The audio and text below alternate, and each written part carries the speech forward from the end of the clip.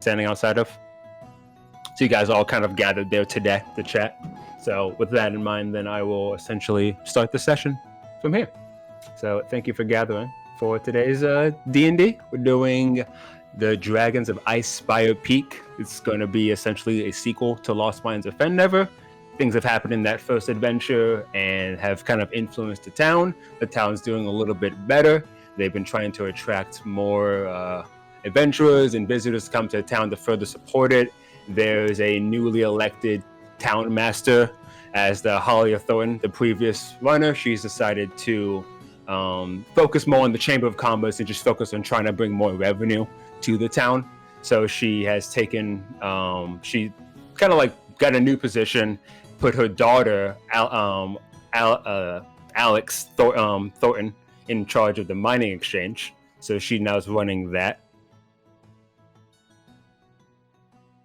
And the actual, so to give you kind of a preview of what this whole town looks like, is nestled in the rocky foothills of the snow-capped Sword Mountains is the mining town of Fennever, which consists of 40 or 50 small log buildings.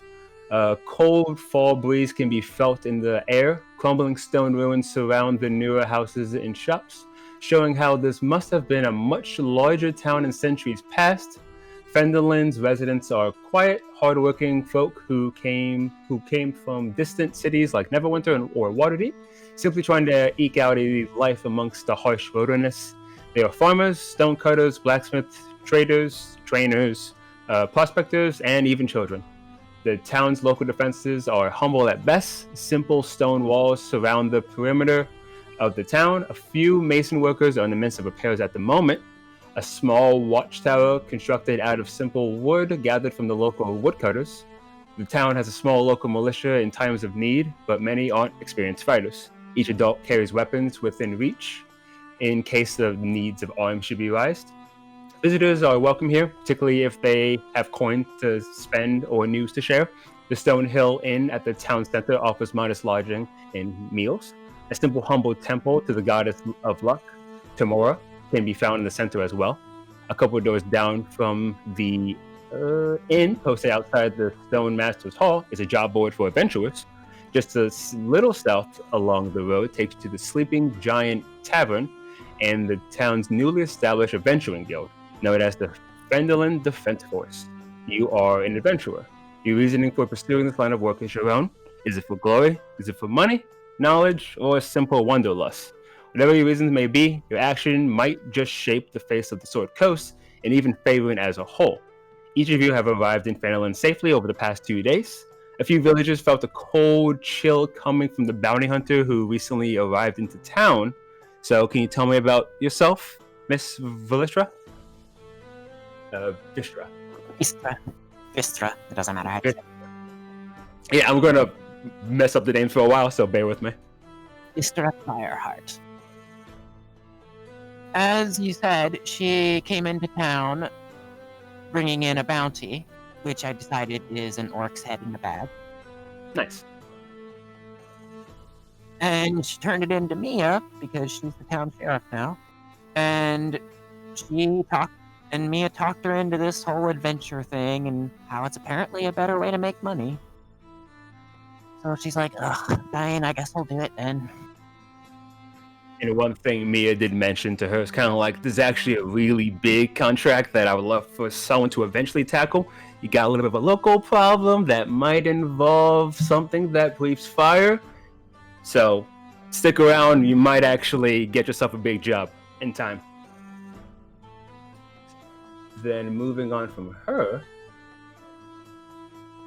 another villagers looked up in a mixture of awe and terror at the height of the Goliath and quickly moved out of the way to feel being crushed. Can you introduce yourself?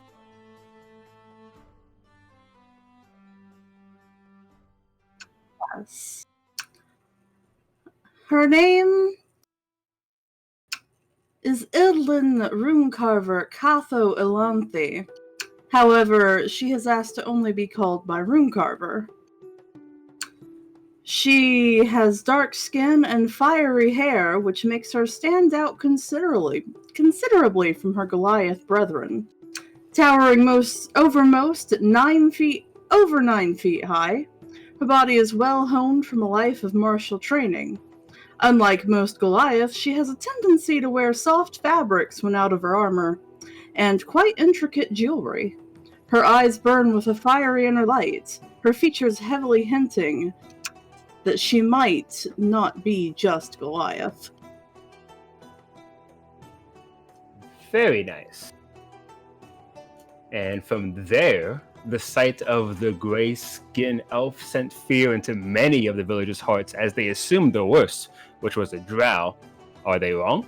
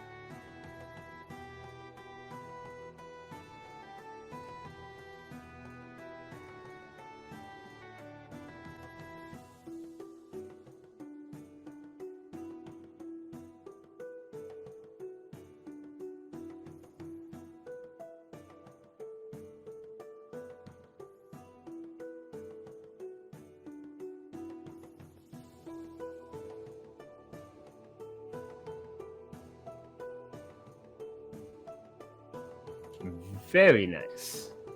And the Dragonborn who wandered in caused many questions as they wondered what type of Dragonborn he was. Was it red? Was it black? They were struggling to kind of understand. Kodra, looking a little smaller and more frail than normal Dragonborn, standing at 5'5", weighing probably under 200 pounds.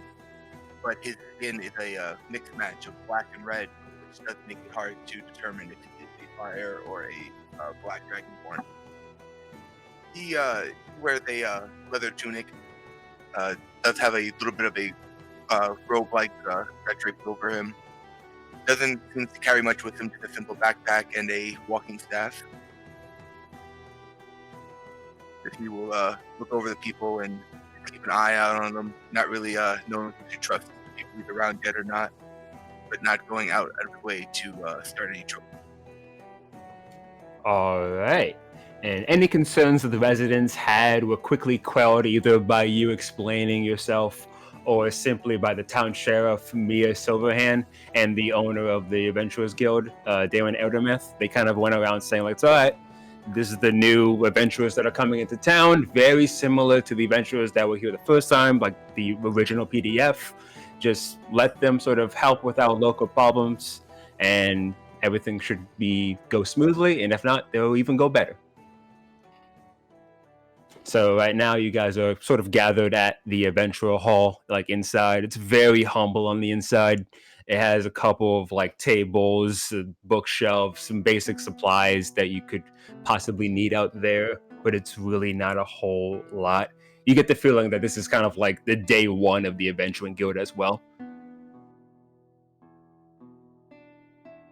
And the owner, Eldermath, he sort of encouraged all of you kind of like, get to know each other, walk around town, get a feel for Phandalin, make yourself known to the locals, and then whenever you're ready, just go over to the job board right outside the town master's house, or town master's hall, and pick up a job. There should be some jobs right there that were posted recently.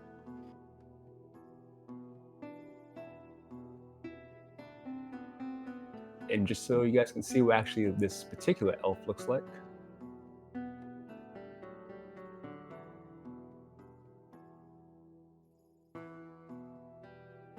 Yeah, that's the leader of the Adventuring Guild. Looks like he has a cold. It was a bit chilly down here. There was kind of a cold chill going on. It's like fall season right now. At times you feel like you might even see like a little bit of snow.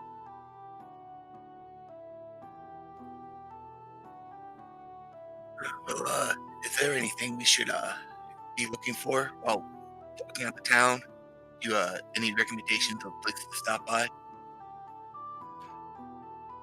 Oh well, you have. I'm sure you guys have been either to the Stone Hill Inn or the Sleeping Giant, whatever you prefer for accommodations. There's also Brethren's Provisions. It's run by Elder Elmore Brethren. I'll write down the names, in case I butcher them. We can write down his name real quick. Elmore Brethren of Brethren's Provisions. There's also the Lion Shield Coaster, run by Lenine Graywin. Now, she sells armor and weapon supplies. Don't rub her the wrong way, because she's known to not do business with people that she would deem a threat to Phandalin. Something that I don't think each of you have to really worry about, but just something to keep in mind. And as for the general store, it's a general store. He doesn't have arms and armament, but you can find your basic adventuring supplies from him. We have the new temple run by Sister Galal.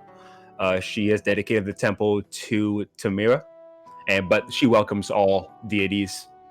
There's also the town hall, who is run by Earl Davis, and you see him just kind of like try to like color his words a little bit. Like he's a bit of a handful, if I'm being truthful. He's been kind of twiddling his thumbs, but he's still posting the jobs that need to be done in town, the local problems. So at least he's doing that part of his job. What else can I mention to you all?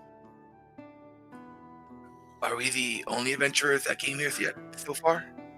Yes, actually. So congratulations on being the first arrivals.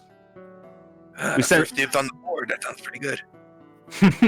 I like the adventurous spirit. Oh, right. There's also the Friendline Community Center. It's the manor up on the hill, and he directs. Well, you can't really see it, but when you guys walk outside, there's a big manor up there, and that's where we have the newly arrived noble, Caden Armon. He's sort of been advertising. This is where they do a lot of the town hall meetings and everything, but he also offers classes and courses. He can reach out to his connections in Waterdeep to kind of provide you with some services if you ever need someone who's not too bad to get on your good side. He could be a good connection to have. There's also the Phandalin Mining Exchange, which is run by Alex Thornton, and she is the daughter of Halia Thornton, who was the previous temporarily town master of Phandalin.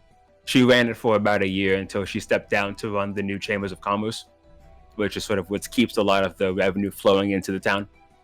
Make sure all the businesses are working together, make sure we all get us what we need. Pay for some of our local militia defenses, which are humble at best, but it's better than nothing, and it's better than what we had.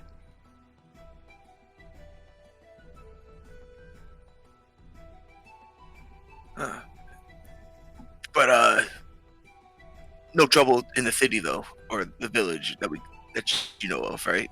Everything seems to be all right, pretty peaceful. Yeah, it's in terms of the actual village, everyone is pretty fine. But we have been dealing with a bit of a local problem that you guys have not seen yet, considering you all just arrived. But we are dealing with a young white dragon that is sort of causing havoc in the surrounding area. Now, that might be concerning to hear, and he or she, we're not actually sure. They have revealed themselves at the town, and they've actually done some damage, but considering the nature of the dragon, it's very, I want to say skittish, but it acts very feral. The moment that myself or Maya sort of went to go deal with it, it immediately ran away. It just fled. And we barely left a scratch on it. So if it does reveal itself, if you can just intimidate it, scare it, cause it to go away, that's probably the most you can possibly do. I would recommend not fighting it, and quite frankly, I don't even think it would want to fight you because of how feral it acts. It's just kind of the nature of the beast, white dragons and all that.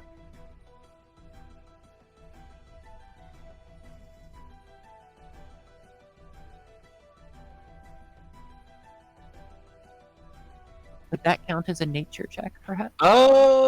Yeah, you could do a check. I would say it's a nature check for those races, right? Asking for feedback. Dragons? Yeah, probably. Yeah, I would say nature check. So yeah, you can do a nature check. Anyone who's interested to see how much they know.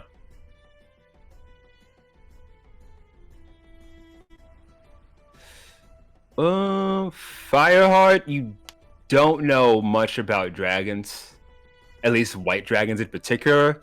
Rune Carver, it's like you know of them, but your knowledge is very limited on it. But with Korthus and Kunra, they both did it twice. They both kind of like white dragons, so they can kind of fill in the gaps.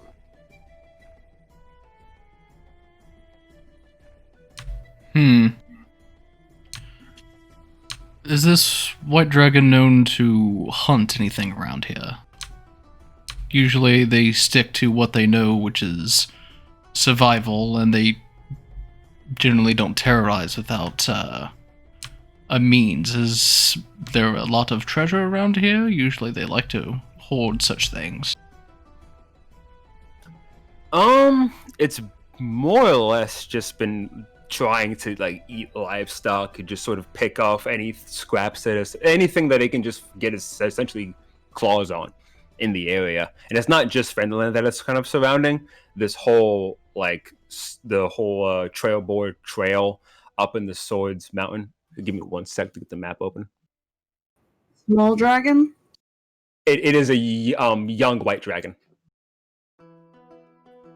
More advanced than a wormling, but it's even more dangerous. So are there not enough game out in these plains and hills areas to take care of him or the dragon? I don't see why it needs to rush here. It's Might be going for easy fat livestock. And that's a fair assumption.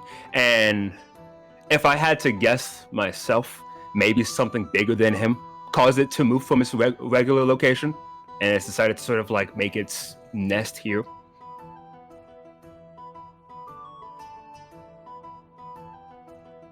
Something that would make a dragon move out is definitely not good. Another dragon? Possibly. Probably something we don't want to see yet.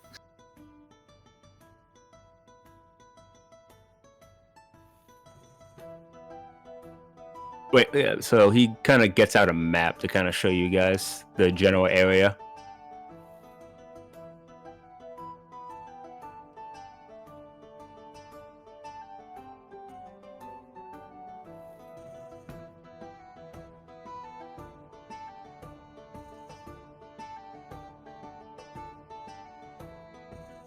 It's like we've had reports that has had sightings in the surrounding area. So he's not just sticking to Phandalin. He's been flying around just looking for easy meals. And no one has dealt with him yet. Livestock took a hit, I imagine. Very much so. Livestock only? What'd you say? Was it the livestock only, or was he also picking up farmers or travelers? We did have an unfortunate incident that we lost like one of our local militias. Is like he felt a bit brave and thought he can probably scale the dragon, and it didn't go that way. Too hungry. Wouldn't back off. Yeah. We'll get bolder after that. But that's essentially the local updates to kind of tell you our current situation. So keep your eyes to the skies. You never know where he might show up. Or then again, we don't know the gender yet. Well, Actually, you seem knowledgeable. Is there a way to tell? He looks over at Corda or Kothus. Without seeing it, it might be a little. Are there any features differences? I think think the males' heads might be a bit more broader than the females, but I really haven't seen a dragon up close before, aside from in a book. Oh, that's fair. Could ask it if you're feeling saucy. Dragons talk, right?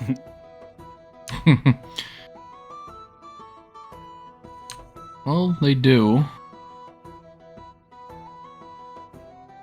Might not answer, though. Well, undoubtedly that's going to be on the board, and we should probably save that bill for another time.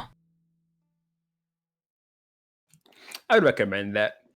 I do know that the town master is very much terrified of the fact that this dragon has kind of been wreaking havoc. So much so that he's confined himself into his home and refuses to leave. All he does is go between his home and the town master's hall and locks the door and lets nobody in. Is that supposed to keep out a dragon? He doesn't want to be dragon bait, and he seems to believe that this is his best way to go about it, is to provide jobs on the outside and hope other people deal with it, and eventually it'll just go away. And this is all unfortunate because the dude seemed very confident when we elected him into this position, only for this phobia to kind of like come up, which is understandable, but the man has a job to do. You shouldn't have someone so weak lead your town. I have to agree.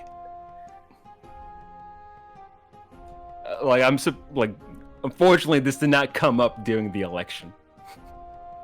Well, considering the state that this town was in before he took power, I suppose it's an improvement nonetheless.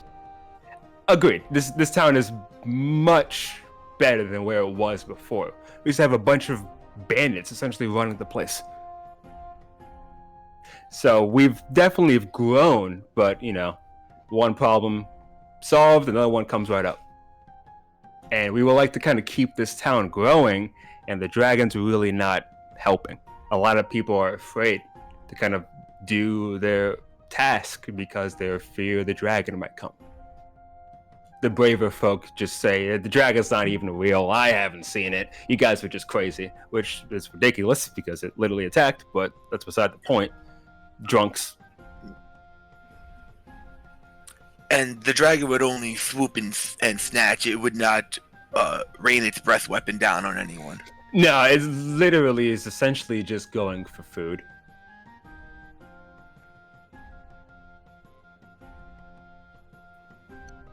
So we're essentially inside of its hunting ground, so it doesn't seem to be malicious, but it certainly is inclined towards that.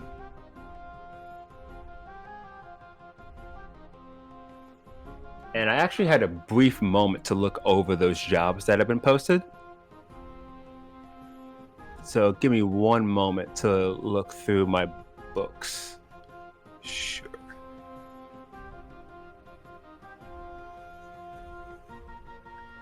Would I know that the white dragon might be a little bit more lawful than the chaotic brethren?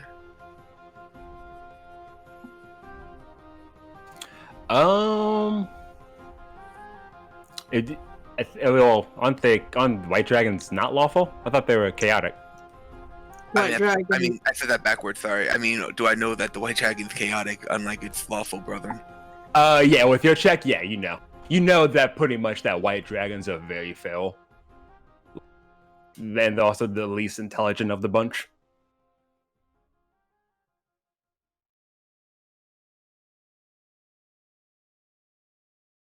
But yes, we have Dwarven prospectors in an ancient Dwarven ruin.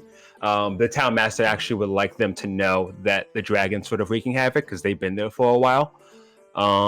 We also have a clan of reclusive rock gnomes who reside in a small network of caves in the mountain to the southeast. And they've been kind of looking for they've been known for magical inventions, so they might have found something that might help against the dragon. At least that's what the town master thinks. And then we also have a local midwife and apothecary. Not apothecary. She's an acolyte. She is currently staying in a stone windmill, which is just side of the hill, a few miles south of Phandalin. And with the dragon sighting becoming more frequent, it's not really safe for her to be by herself. So the town master is asking for her to kind of come back. So, a bunch of messenger work. More or less, just kind of like letting the other elements that make up Phandalin know that we have some troubles and they should be aware of it. It's a good start. What's it pay? They mentioned on the board each of them are paying, or the first two, the Dwarven runes and the rock gnomes are paying 50 gold. 50 gold, and the last one is paying 25 gold. Each. Well, is it each? No, it just says 50 gold. Well, if I have to be honest, the woman alone in the windmill is worrying me the most. If she's already passed, somebody needs to know in here. Yeah, it's like she should definitely be brought. She should definitely be aware of the situation. And with her being the closest, that might be the best place to go. Like the best place to start.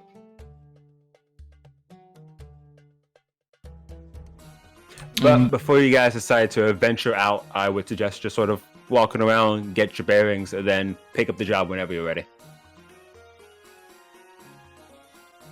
Well, with that current looming threat over us, I think it would be folly to take one of these jobs alone, so let's say we all stick together for the time being.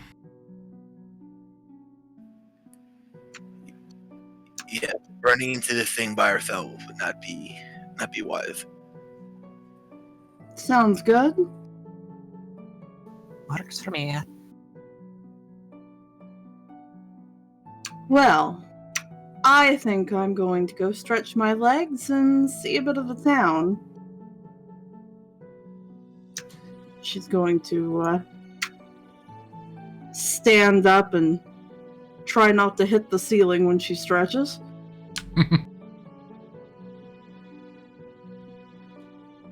He just sort of gives each of you a nod. Oh, continue. I was just gonna say, so are you tall or short for a Goliath? Oh, I'm tall for Goliaths.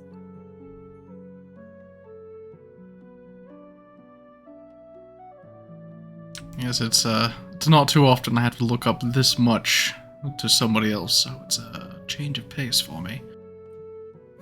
Out of mouth just kind of nods. It's like, agreed. Well, I'm going to go visit this lion shed and see if the weapons and armor they have are up to par. You know, the extra height's just going to make a more impressive statue when they make it. She'll grin at this. Out of mouth just nods like, not wrong. They could just make the statue any size they want, though. Yeah, but it's got to be bigger than the rest of the statues. Yeah, true.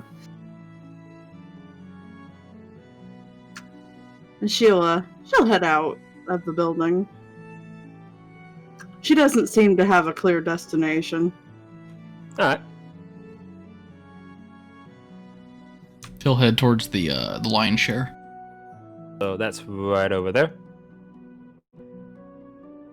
So hanging above the front door of this Monish trading post is a sign shaped like a wooden shield with a blue lion painted on it. And inside you see a human woman, about 35, and she nods at each of you as you all approach. She kind of like sizes you up with her eyes. She's sort of like looking over and then just sort of gives a polite smile. Like, welcome to the Lion Shield. Can I get you guys anything? I assume you guys are the new adventurers. No, correct. I'm just seeing what all you have in stock here. Well, we got a decent supply of armor and weapons. Take a look. And she has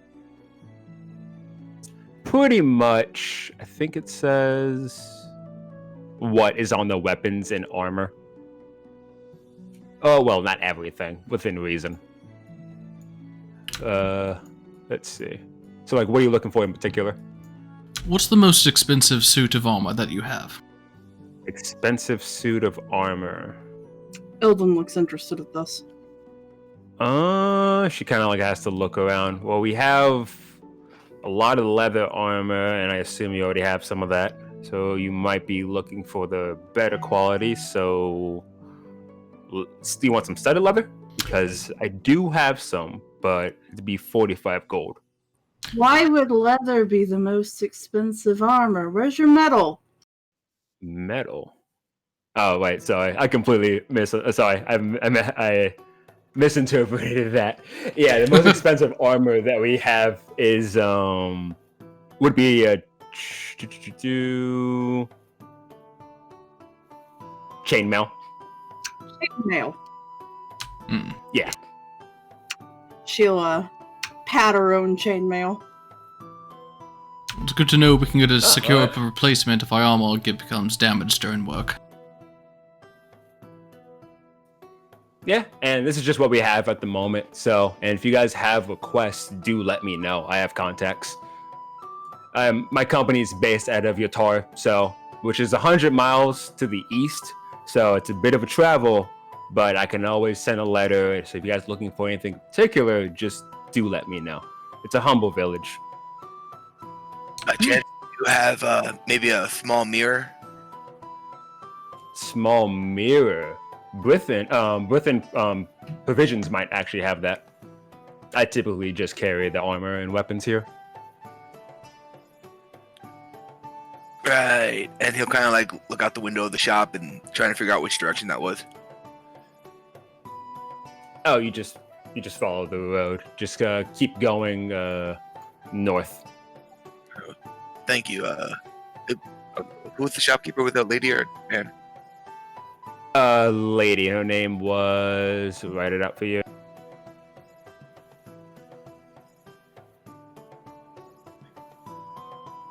Well, thank you. I appreciate it.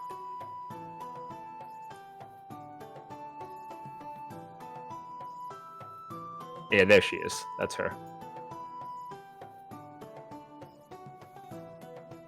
Only up to chainmail. You have your own smiths, or do you need to import? We do have a local blacksmith, but he works a bit slow. Like there's a couple of them, but a lot of our supplies come from out. Like the time that it takes to make the armor, it's not like fast enough to meet our demand. So I typically get some from without. Well, if it's only one blacksmith, I take it he mostly does teapots and,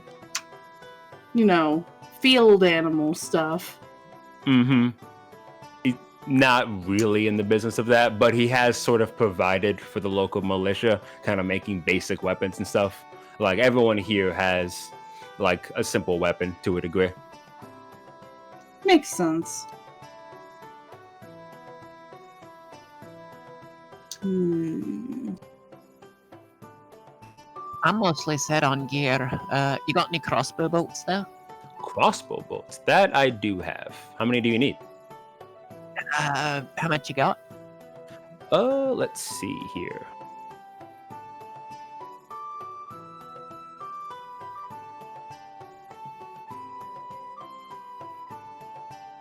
How much can you carry?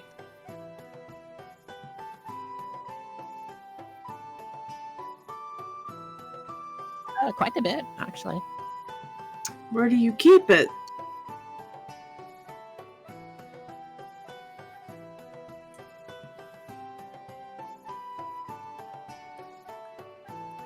I can sell you 20 for 1 gold. Yeah, that's fine. All right. I'll add it to the party sheet.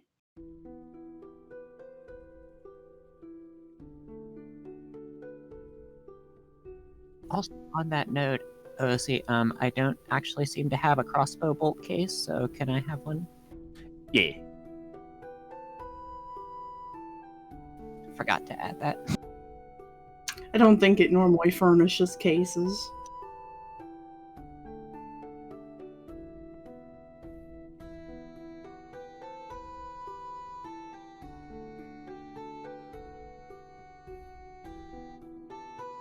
All right. I didn't have you guys on the party sheet. All right, that should be good. All right. So what's next? I think Kodra was going to the general supply store. Right. All right. So you go to Barthen's Provisions, and you see a lean, balding human man, about 50 years old. And then you see a couple young clerks, about 18, 19, who are just kind of like standing around, not really doing anything, just kind of chatting amongst themselves. And the clerk behind the counter, he waves like, "Oh, hello. Well, welcome. Can we get you anything?" And he looks over at the boys like, boys, we have a customer. And they're like, ugh. Yes, keep him working. I was wondering if you by chance had a small mirror. A small mirror? Yeah, actually. I can get you one of those. Excellent. Do you have different types, or is it just pretty much what you got? Well, it's pretty much, I have like this sort of like small mirror. It's kind of like a personal mirror that you can kind of keep in your bag. So pretty standard for adventuring. Nothing too large, but it serves your needs. Like, I assume you don't want like a large mirror because you're going to be traveling a lot. Yeah, that won't fit in my bag.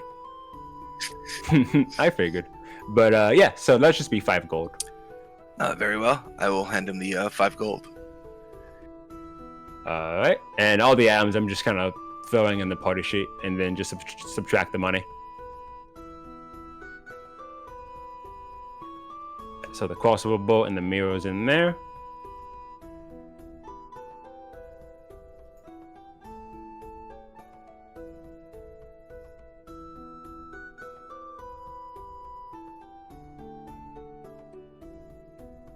One second. A curious choice. Is there a reason why you need a small mirror? Well, growing up, I was never a strong type, so I always needed to find ways to outthink. And it's just one of those items that I felt like I could use. It has multiple purposes, stick around a corner, get a view before you walk, maybe slide it under a door to look around in the room. Very resourceful. I'll look forward to seeing that in action. One of the younger clerks, the older one, Ander, he like looks over at you guys and he's like, "Hey, can I ask you guys a question?" You just did. Oh, yo, you're right. I did just ask you a question. Okay, let me ask you another question. You just did again. You're bad at this. That was actually a statement. Was it? Anyway, can you wake up dead? I'm sorry? Can you wake up dead? And then you see the other like clerk, he's just kind of like, "Oh my god, really?" Like, you're asking this question? We just had a whole conversation about this. Might wake up undead. Wake up undead? So, like, you died and then you wake up and you're, like, a zombie? Maybe? Couldn't see how you'd wake up dead, but I could see if you woke up undead. Right. So, wait, okay, but, so you're alive when you go to sleep, and then you're telling me that if you go to bed dead and you wake up alive, no. And then it's like you see the other clerk, he's just kind of like, his name's Thistle, he's just like, "Dude, no, you can't go to bed dead. That shit is actually just redundant. It doesn't make any sense." Yes, you actually die whenever you go to sleep dead. In the event... Now, you could very well wake up dead inside, which is a completely different thing, which I do believe a vast majority of Faerun does on a daily basis. So it's like an emotional death. Do these guys look like they might be a little off it? Maybe their eyes are a little bloodshot or something? They definitely look like, They definitely remind me of 2 people from a movie that I've seen.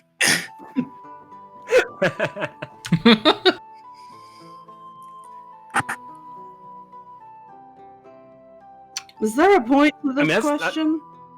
No, there's actually no point. It's just been bugging as we've been debating this for like all day. Sorry to keep you trouble. And then you see Erdometh, the the owner of the store. He's kind of like, I'm sorry for that. Just ignore them. They really should Well, be you working. tell me what. They can let me know if they ever find out the answer. The one who posed the question, he's kind of like, I will, big lady. She'll shake her head as she walks off. I believe what we just encountered was known as an Easter egg. Good luck with the shark, guys. And I will. What's an Easter? I didn't see any eggs either. What shark? And then you hear them both debate about sharks with each other. At some point, they mention flying sharks.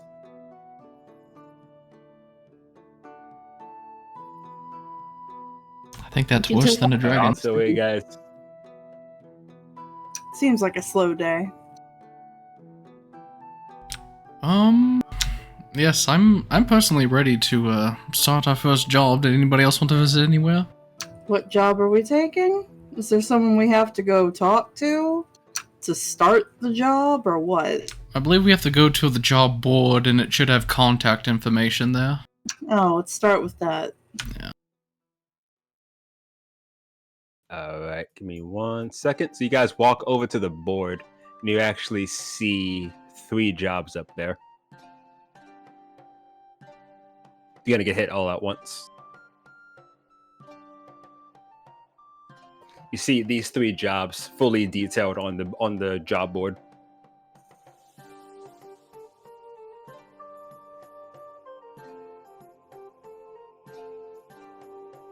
This one says just go to Town Master once she's safe.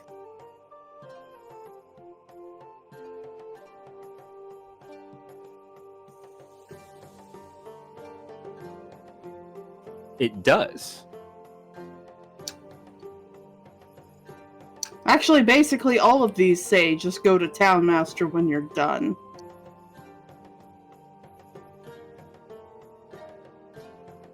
Also, the name that you see there, the Herben Wister, that's not the actual name, but the Town Master, ignore that. That's what it says in the book. He has a different name.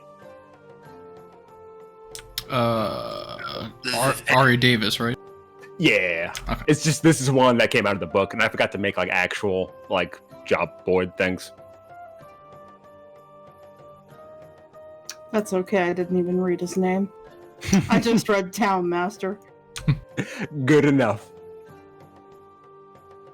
Well, as I said earlier, I feel we should take up the checking up on the local midwife since she's out secluded there, even if it does pay less. Well... is that on the way to any of the others? These all basically say turn into Town Master. We could kill 3 quests with one go. I know that the midwife is located south of town. Oh, I guess we have to bring her back anyway. We do. The gnomes are southeast of the mountain area, of which I believe is behind the town, correct? Southeast of the town, yes. Everything's south. Yeah, pretty much each one of these quests, they're Elmern Hill and the Nomen Guard, both of them are southeast, and then the other one is more southwest, and just a little bit southwest. So they're all in some type of grouping.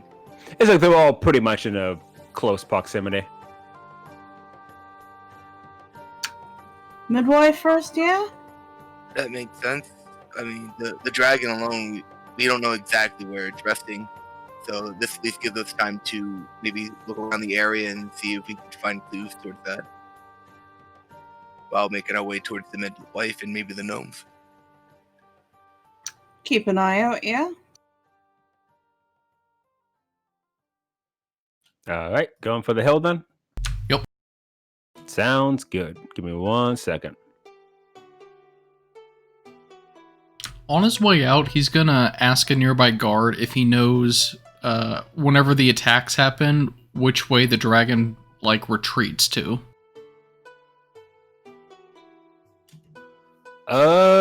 He's trying to recall the moment is I think we saw him go.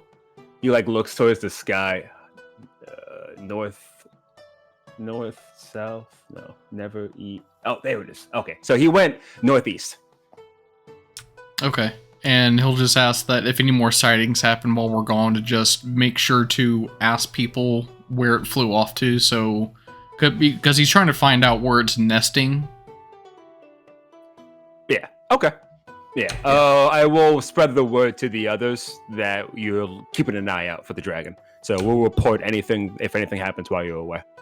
Much appreciated. And we'll tell the Adventurers Guild. We'll let everyone know.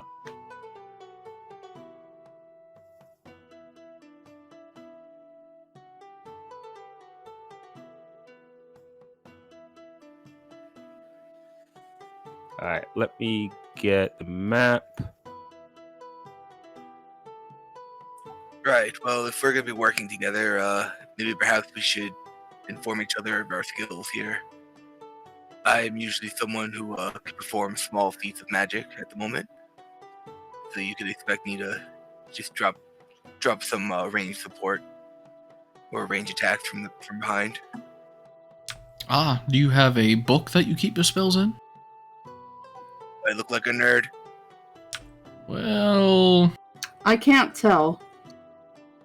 you're kind of frail. You lack glasses, so I'm leaning towards yes. The answer should have been no.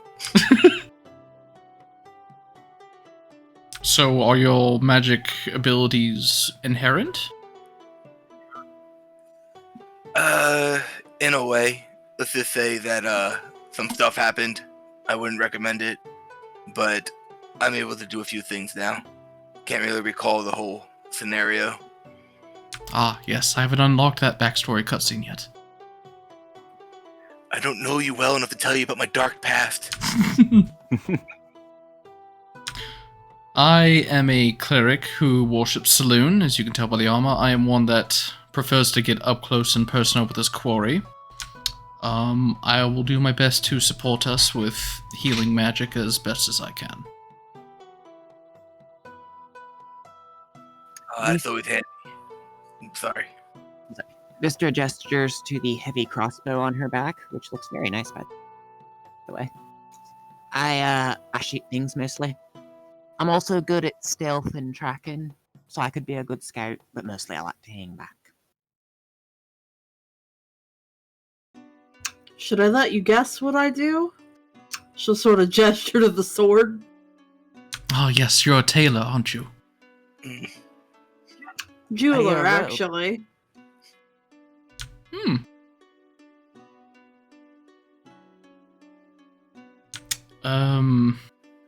How often does it take you to get the right cut? I know some particular gems require quite fine cuts, and no offense, with your size, it might be difficult to control one's strength.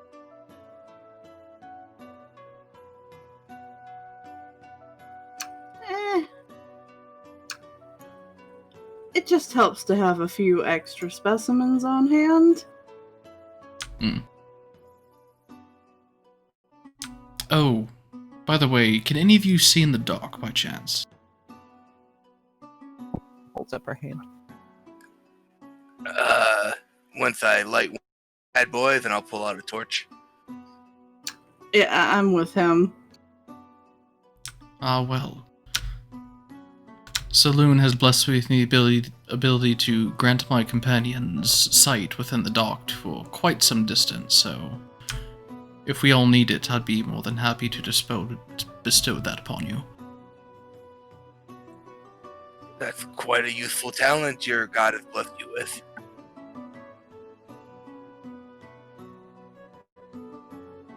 Moon Mother shines her light, and the dark is dark. Alright, well, we don't have to get preachy about it. I'm kind of a fan of the lantern, but might give it a go if we need to be stealthy-ish. Is there any effects to looking with this spell that we should know about that would be different than just looking regular? Oh, well, usual lantern only goes to about, 60 feet or so, give or take. Sure. Well, this site is, well, you can see quite a ways farther. I'd say at least 5 times that distance. Holy hell. Well, that's handy. It only lasts for an hour, though, so once it wears off, we'll have to resort to more traditional methods.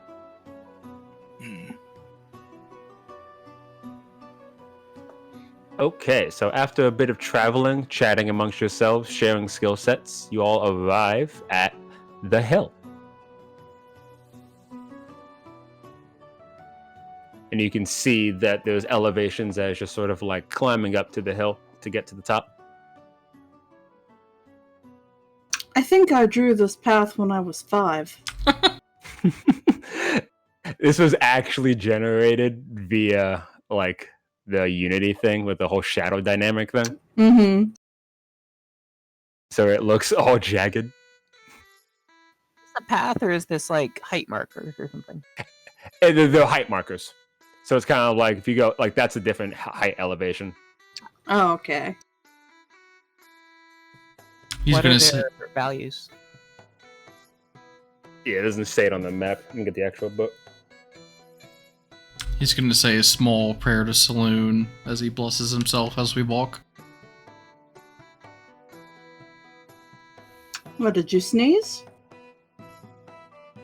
Oh no.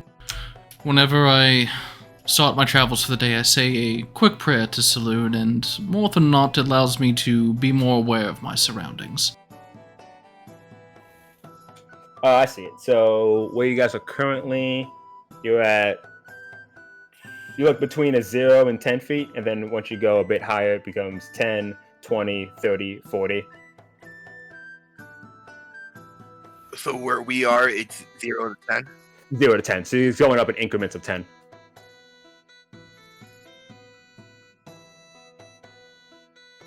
And we're heading to the right or the left? You'll be heading to the left. Okay. You actually like hear, like you guys can all do a perception check actually. And it's daytime, yes? Yes. No, this is based off audio, so you're hearing this. Oh, I did not put that in the tower, sorry. You all take either good. one. Surprised me.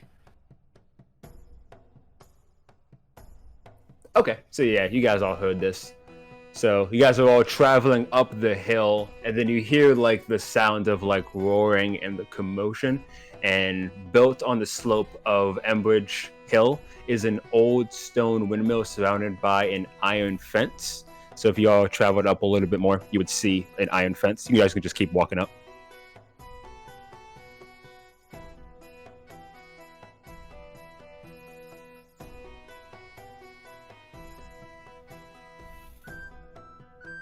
Is it like hard to climb up the hill, or do we have to walk around? No, you could just walk up. You can just climb up. And I'm not sure why it's not showing the shadows.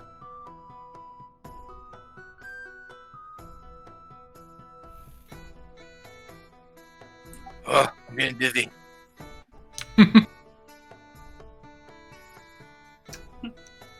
Yeah. Oh. Oh, wait, why did it get revealed? Oh, wait, no, you guys don't see that, do you? We see remnants of a house, I think. Next Okay, to a black square. Okay. Alright, so yeah, I might just do this. What's this shadow thing? Where's this layer thing coming from? For the fence, what I would have done is probably used the green lines instead of the red lines. For terrain instead of wall.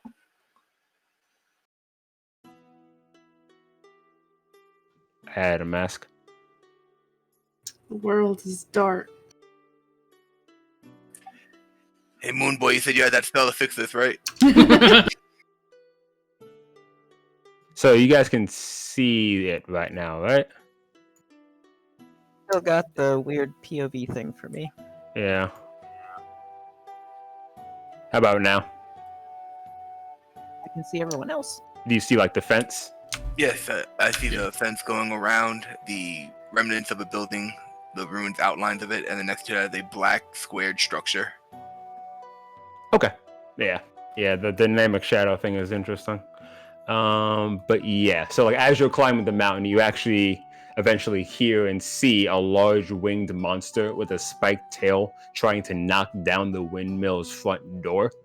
And the woman appears on the second floor window, waving at all of you, yelling, "A little help! Help!" And you just Kind see of winged monster. Sorry, go ahead. you see what appears to be something that has a scorpion-like tail, a lion face, and like a body with wings. And you guys can do a nature check to see if you know what it is.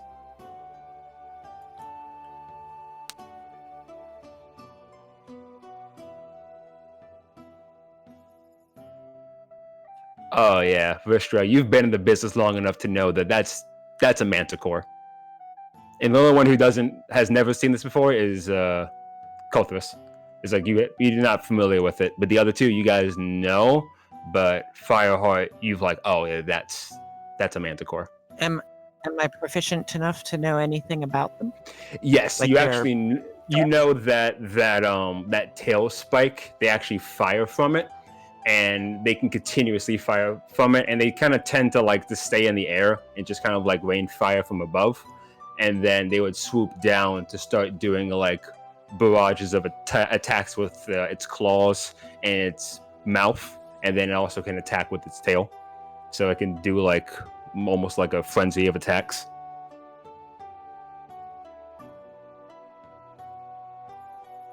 Relate this to the party, or Oh yeah. do we have time for that? Actually, like, does it notice us? It doesn't seem to really be noticing you. It's really trying to like get inside.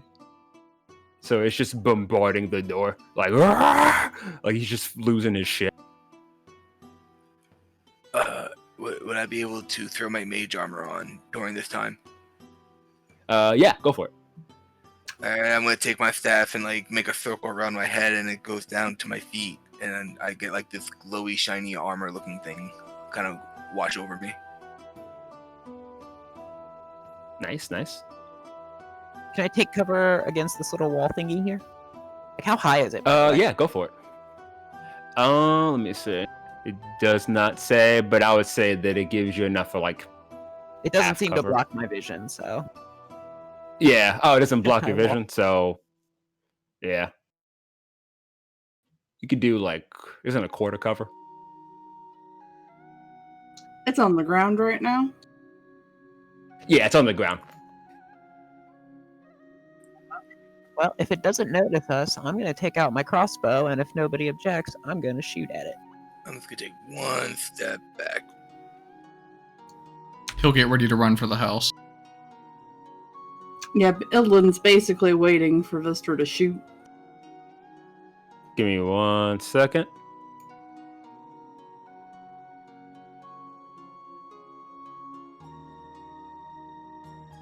So yeah, you don't see it really like focusing on you guys at all. So as it's just sort of like bombardedly trying to get inside.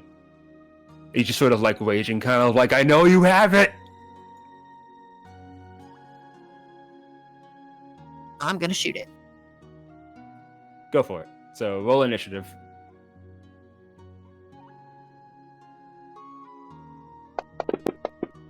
Could this count as a surprise? Yes, because he was not focused on you guys. I rolled 15, so I you still can go do- last.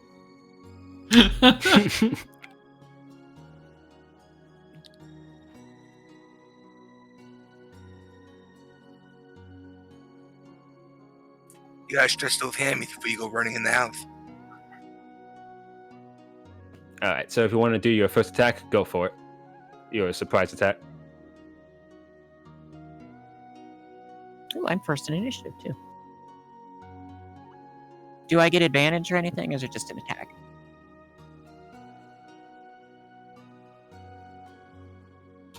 Isn't it surprise? Don't you get advantage for that? Yep. Yeah, right? Then yes. Advantage. First attack of the campaign.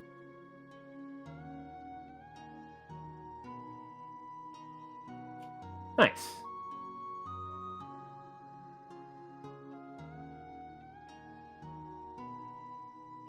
Oh wait, is it too late to do my favored foe thing? I get the Favorite discount on foe? Nurse What's...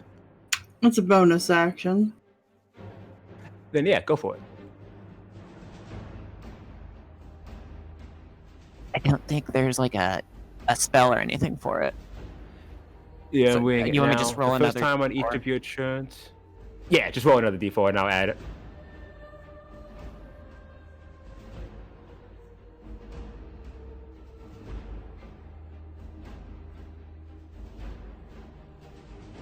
Actually, wait a second. Can I re-roll that with the piercer feat? Oh, I think it's just a... Each time on each of your turns you hit the favorite foe and deal damage to it, including when you mark it, you deal increased damage and damage it by 1d4. So I think you just roll a d4 instead of rolling your hit die again. Oh wait. Oh, my bad. I misread that. There we go. Okay.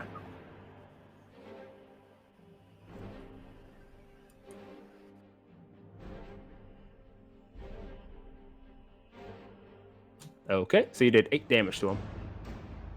Yeah, and I'm gonna use the piercer feat to re-roll my attack.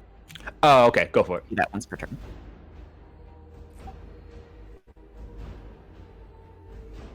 You want to either heal that thing for 5 then.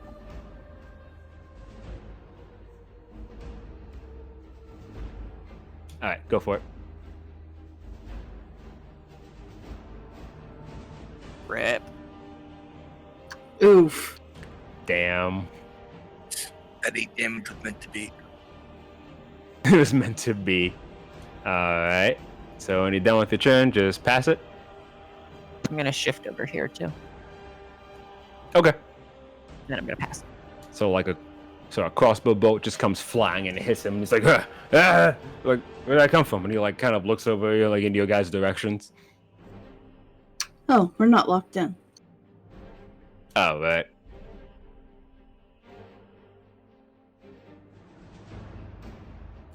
Where's the lock button? That's weird.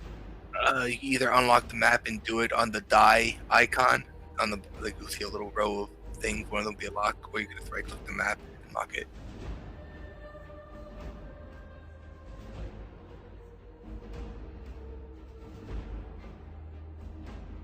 I see it. I think I locked it. Yes. Cool.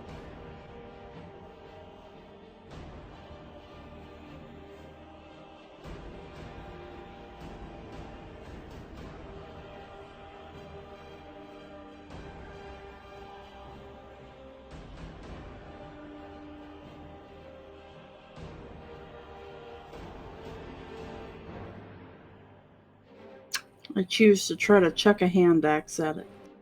All right. Oh, the first crit. Damn. You just like chuck the hand axe directly like at its wing, and it's just kind of like ah, and you just see it like it actually like injured it, so it kind of like fucked with it. Good shot. She looks pretty smug after that. She like slaps her shield. The manticore didn't like the sound you made.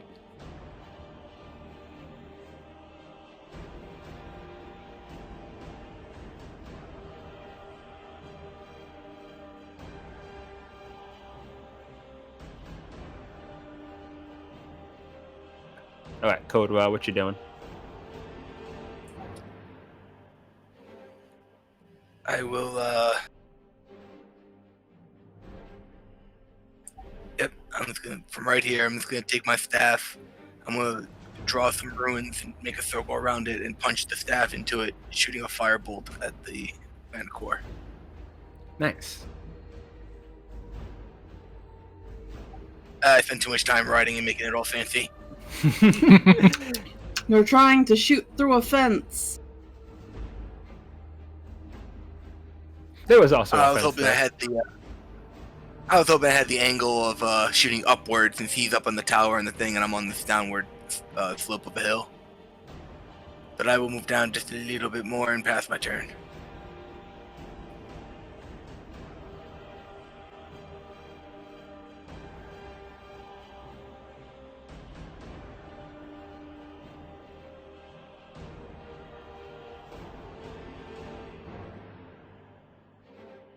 Oh, damn. I thought that blocked that wall.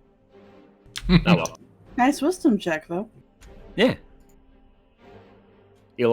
He sees you over there after what you just did, and then he looks towards the wall that he's been battering. And he's just like, ah! He's trying to like make decisions.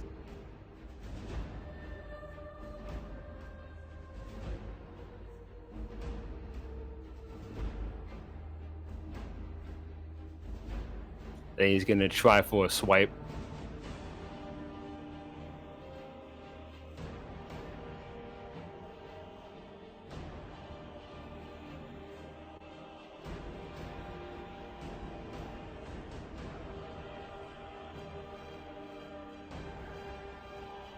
And he goes for a bite, and then he like bites you, and then he's like, and then you see him just trying to like go back towards the wall to go back to finish what he was doing.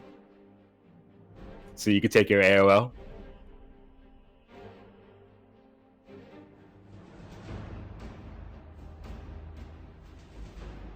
Like you can see, like in the moment where he bit you, that he thought that like he intimidated you. She's a little thrown off balance. She couldn't quite get it. She's still trying to draw the sword.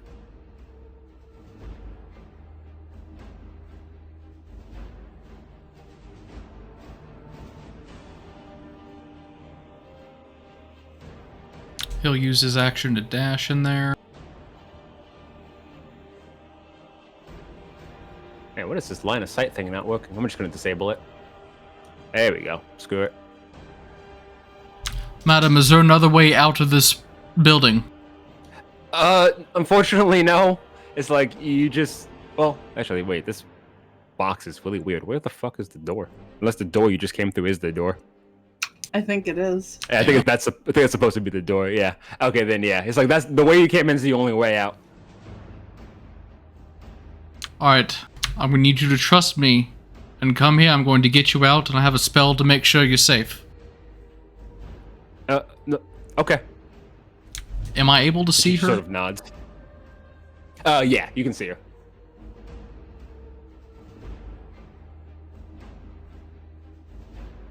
I will target her and cast Sanctuary on her. Okay. And I'll hold up my hand and wait for her to come to me.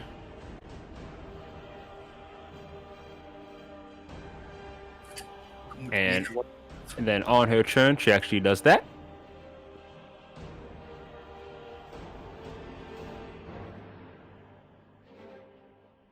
You see her step over to you for protection. She's just like holding on to this kind of like wooden club for protection, thinking it's gonna help.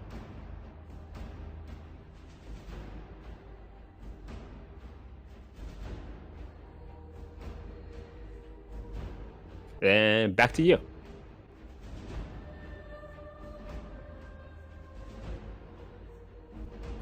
Keep shooting it. Shooting it.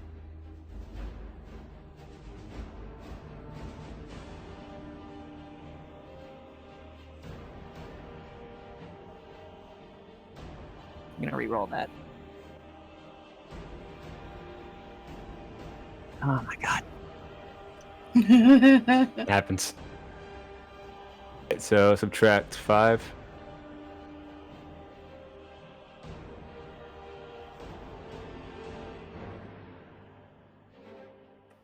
because I have to use the new roll. But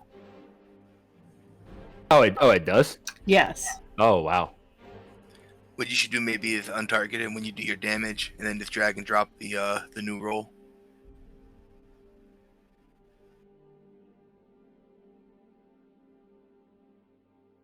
Oh, you just drag that on top. Okay. Yeah, when they roll damage in the chat box, like either her or you, but you can grab it and drop it on the combat tracker or the token, and it'll apply it. Oh, okay, cool.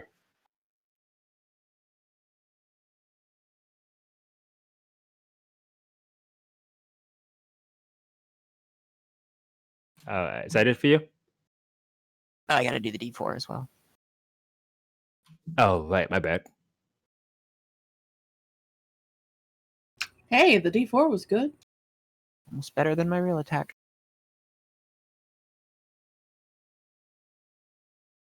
All right, so at this point, you see that he's looking kind of like bloodied and buried, burdened at this point. Barely get a hit on the damn thing.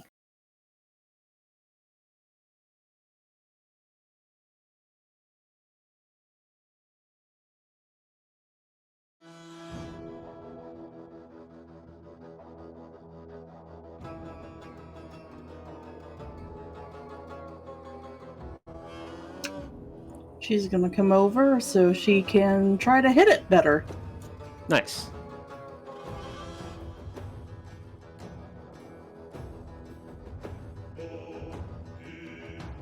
Very nice. Good hit, too. Ah, yes. Better with the long sword.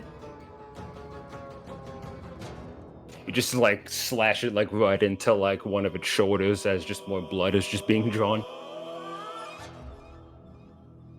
Like the Minotaur's not having a good day. Manticore. Manticore, sorry. They do sound similar.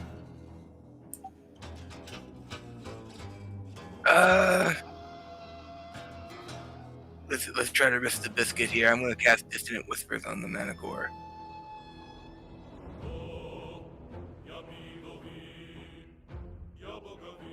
It failed. That's 3d6 psychic, and it's gonna have to move away with the reaction, causing an opportunity attack. Jesus. All right. So he's like losing his mind as his mind's being kind of like fucked with. He's like, well, what's wrong with my head?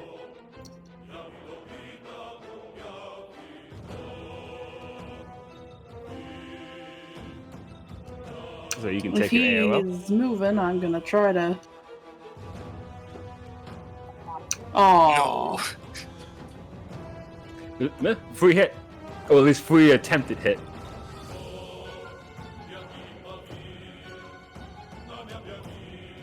what? Come back! He's just like, my mind. But this will just make him move. He will be able to come back and act how he wishes after this. Okay.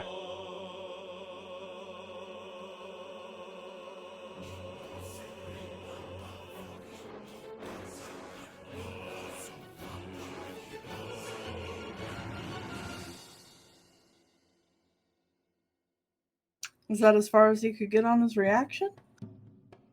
That's as far as that he attempted to go. Yeah, he horribly failed. Okay.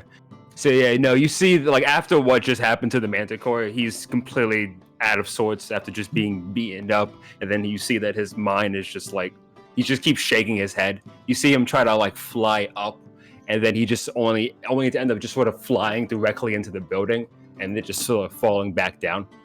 Like he's like his wing is still kind of clipped, so he's like losing it a little bit.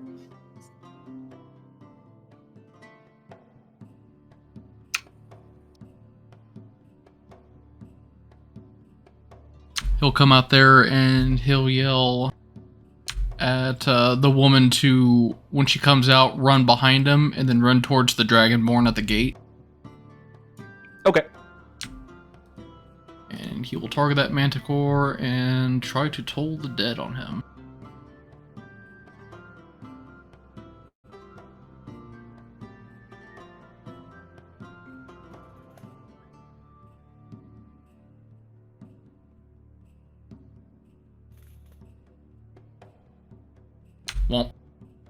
He succeeds.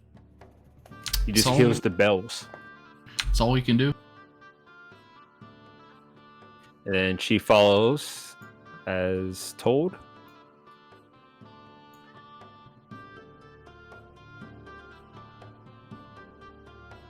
And just keeps holding on to that club.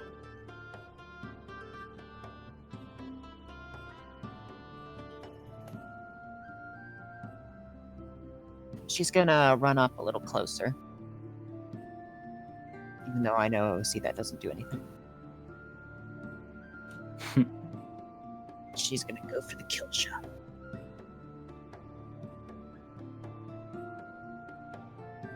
Or not. A for effort. Hold still, you damn thing! She shouts. He's just like moving around too much in his panic motion. He's like, get out of my head!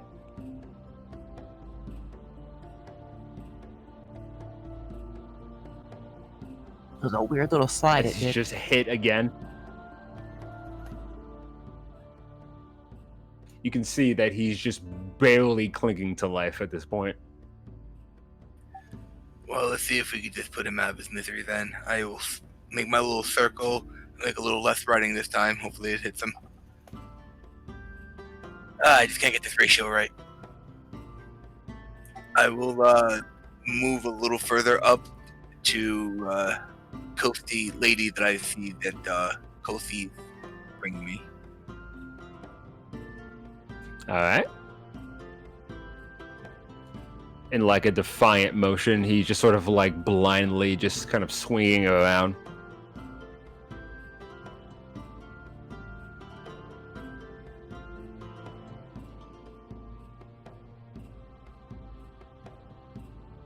Oh, he tries to bite.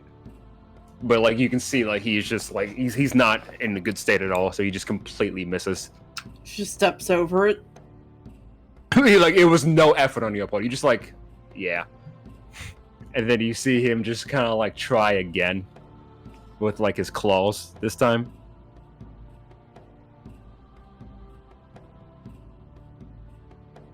And even then he still misses. Steps over it with the other foot. And then you just see him just trying to like then hit you with like his tail.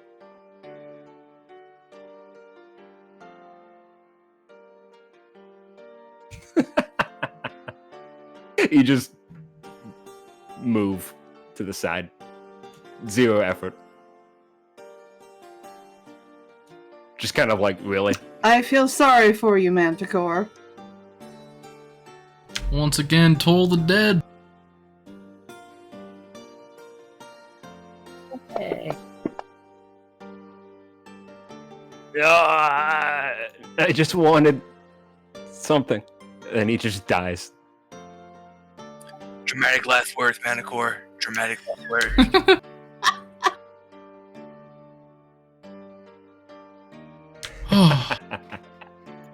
What was that thing off there anyway? I think he wanted potions. You hear the Dwarven woman in the back hiding behind Kothis. He's just like, yeah, I think he wanted potions. But I don't really understand. Like, he just started attacking my windmill, repeatedly shouting this. He thought that I could help him? Wait, so it was actually talking? He was just sort of like frequently just sort of like random. He was like randomly saying like he just sort of wanted like goods and he wanted potions. I mean, I provide and sell potions, but not manticores. Did we just kill a customer? I mean, honestly, I didn't want him as a customer, considering he was trying to break down my door and my windmill. So thank you for taking care of this.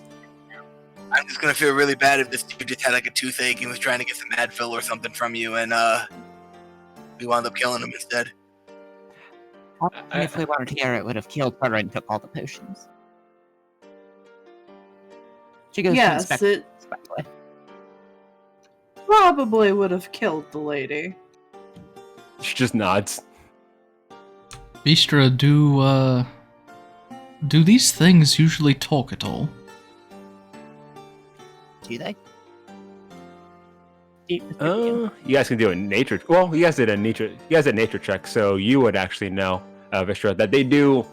They're not very bright, but they are capable of speaking common, and they are kind of known to be kind of like easily fooled, and like they're just not very bright, but they can hold a conversation.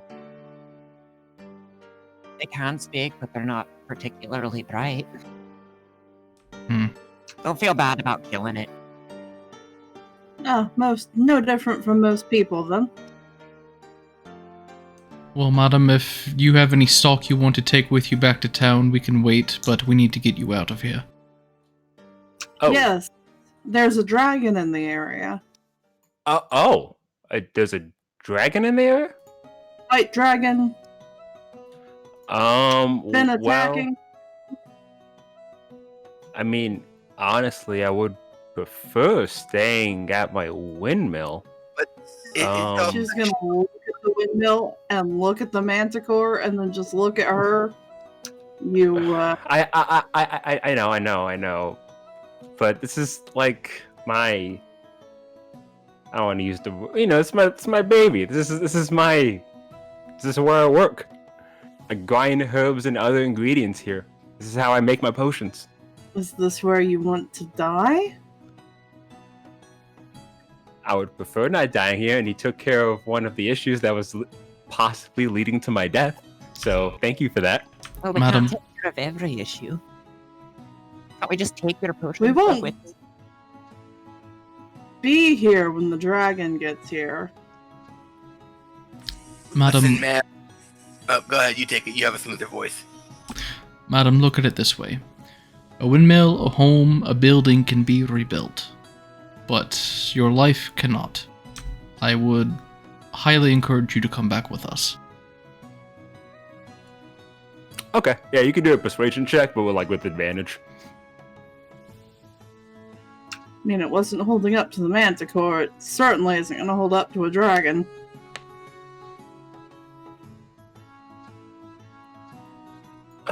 Okay, alright. Yeah, that logically makes sense. It's just hard to leave something that you pour yourself into. But I understand the concern, and I appreciate it And for looking when out for me, even though you don't even know me. is taken care of, you can come back. Okay. Yeah, that sounds good. So yeah, just lead me back to Phandalin, and I guess I'll talk with the town master. Maybe I can find a little spot where maybe I can just sell my potions, what I have available at the moment. You have anything you need to take? Supplies? Clothing? She just kind of walks back inside.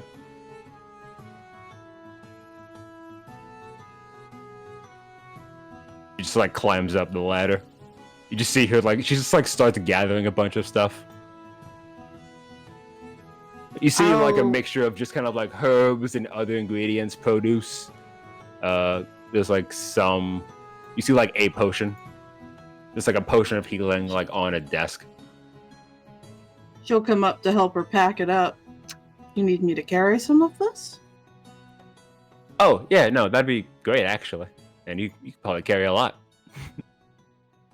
I can carry a good amount. But I think that's pretty much. I got the basic needs.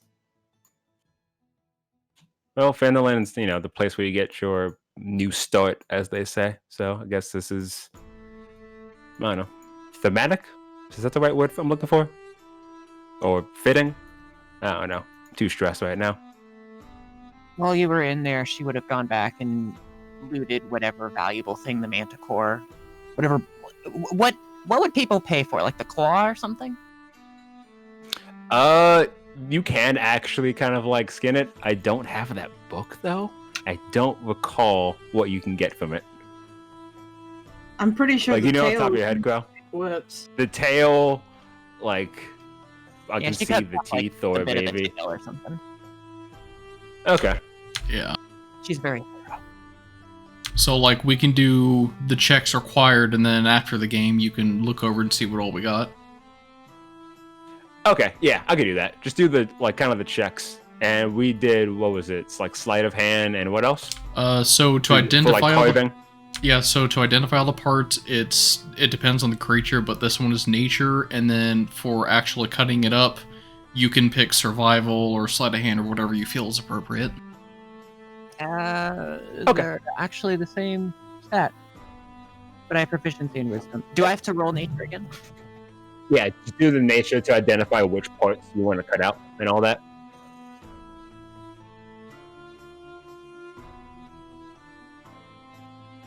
Yeah, it's like you're familiar with manticores, but cutting one up and finding the expensive stuff, the valuables, is kind of outside of your wheelhouse.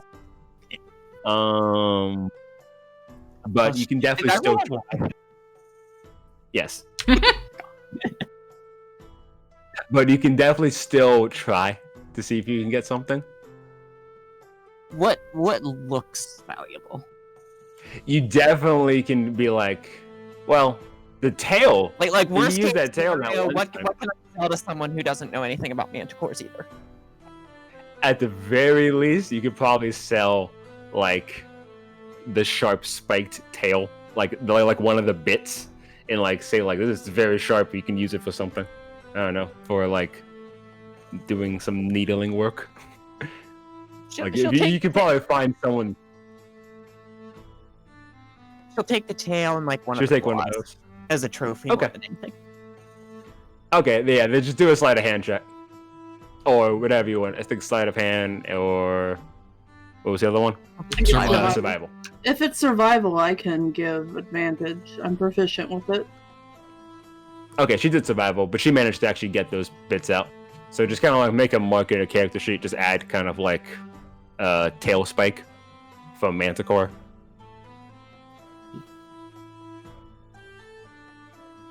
Pretty sure they use the tails to make whips, but I'm not entirely certain.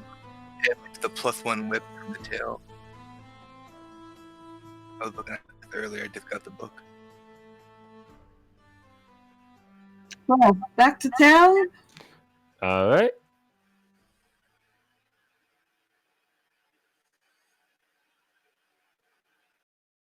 I'll say What did it another. take us to get to the hill? It didn't take you very long. It took you like maybe like 3 hours at most.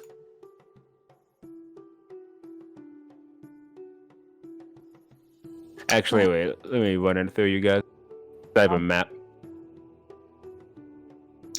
We'd probably go faster if I could go my full speed. Fair.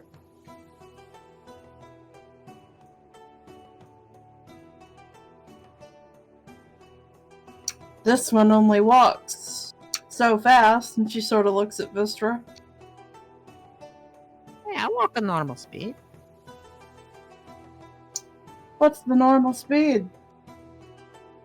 As fast as anyone else is walking. Alright, so you take her back to town, and she's very thankful. And she just sort of says, thank you.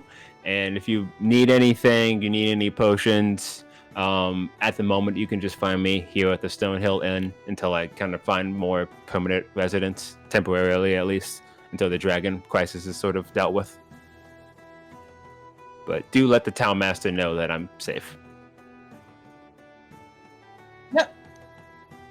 So she goes inside. And Will you then do that? You guys are going to go over to the... Sorry, while you do that, I'm gonna go on a bathroom break.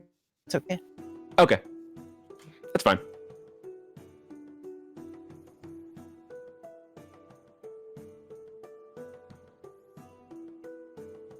Yeah, So you get to the town.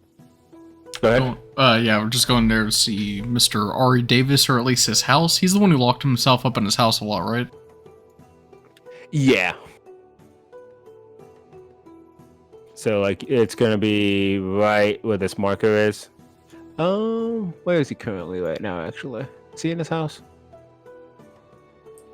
If he's not there, then he's in the what was it, the town hall, whatever. Yeah, he's in the town hall. Yeah. So he's in the town hall, and you see the front door is closed. And the town hall is a sturdy stone wall. The town master's hall has sturdy stone walls, a pitched wooden roof, and a bell tower at the back. The job board next to the front door features a sparse number of notices, all written in common in the same hand. So it's written by the same person.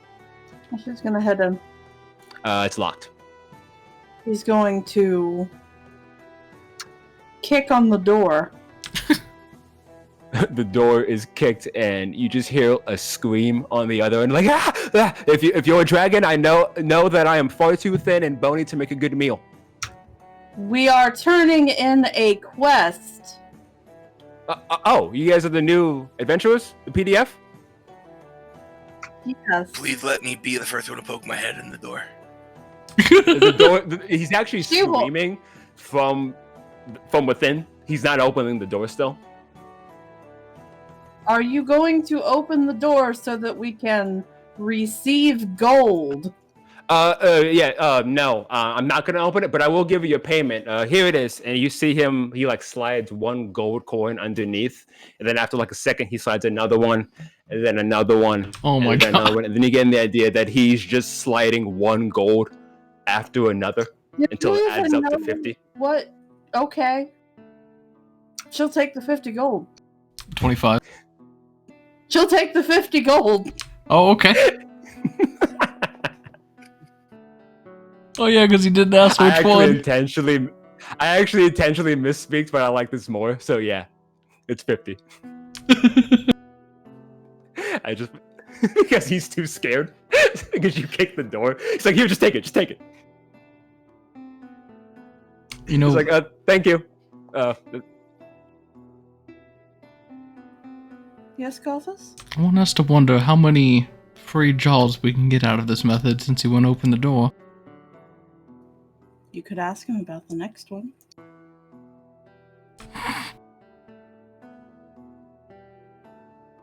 She looks entirely too amused by this. I think we'll keep him in suspense. You all have a good day. He just shouts, and then the door just goes quiet. See you tomorrow when we do the next job.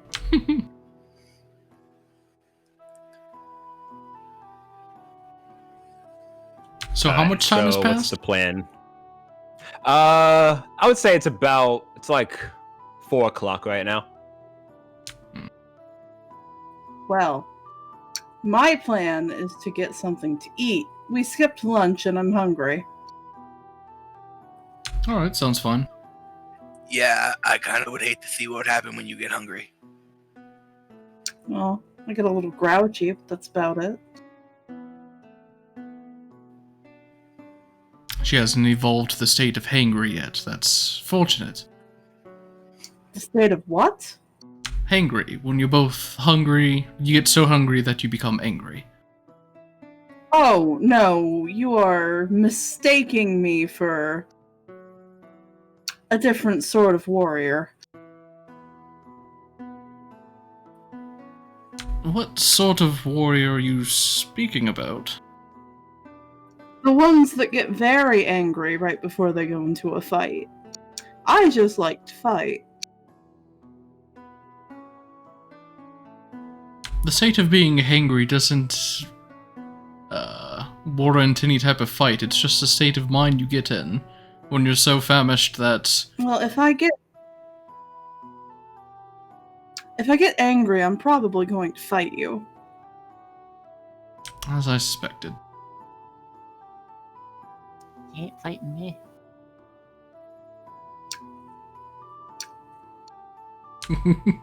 She has to sort of look way down. Well, don't make me angry, I suppose. I'm just gonna take one step over here.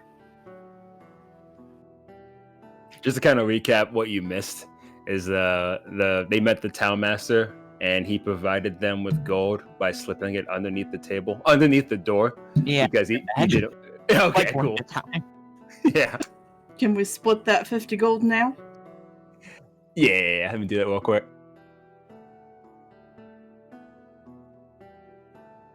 And it looks like we're heading towards the inn for the night. Alright. So you can go to the Stonehill Inn, or you can go to the Sleeping Giant. Okay, she's gonna stop by the Sleeping Giant first. Okay. She's gonna do a little comparison here.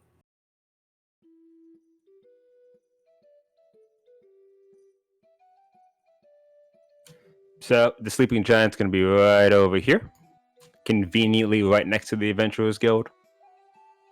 And when you get there, you can definitely tell this building looks newer, similar to the Adventurers Guild, like almost like it was like recently built. So there is this sort of, I don't want to say new coat of paint or like new car smell, but like there's definitely like this allure to it, kind of like, oh, this is a bit more fancier than that previous inn that we just saw. And when you go inside, if you decide to go inside, you see various patrons in there, and you see a dwarf bartender working behind the counter.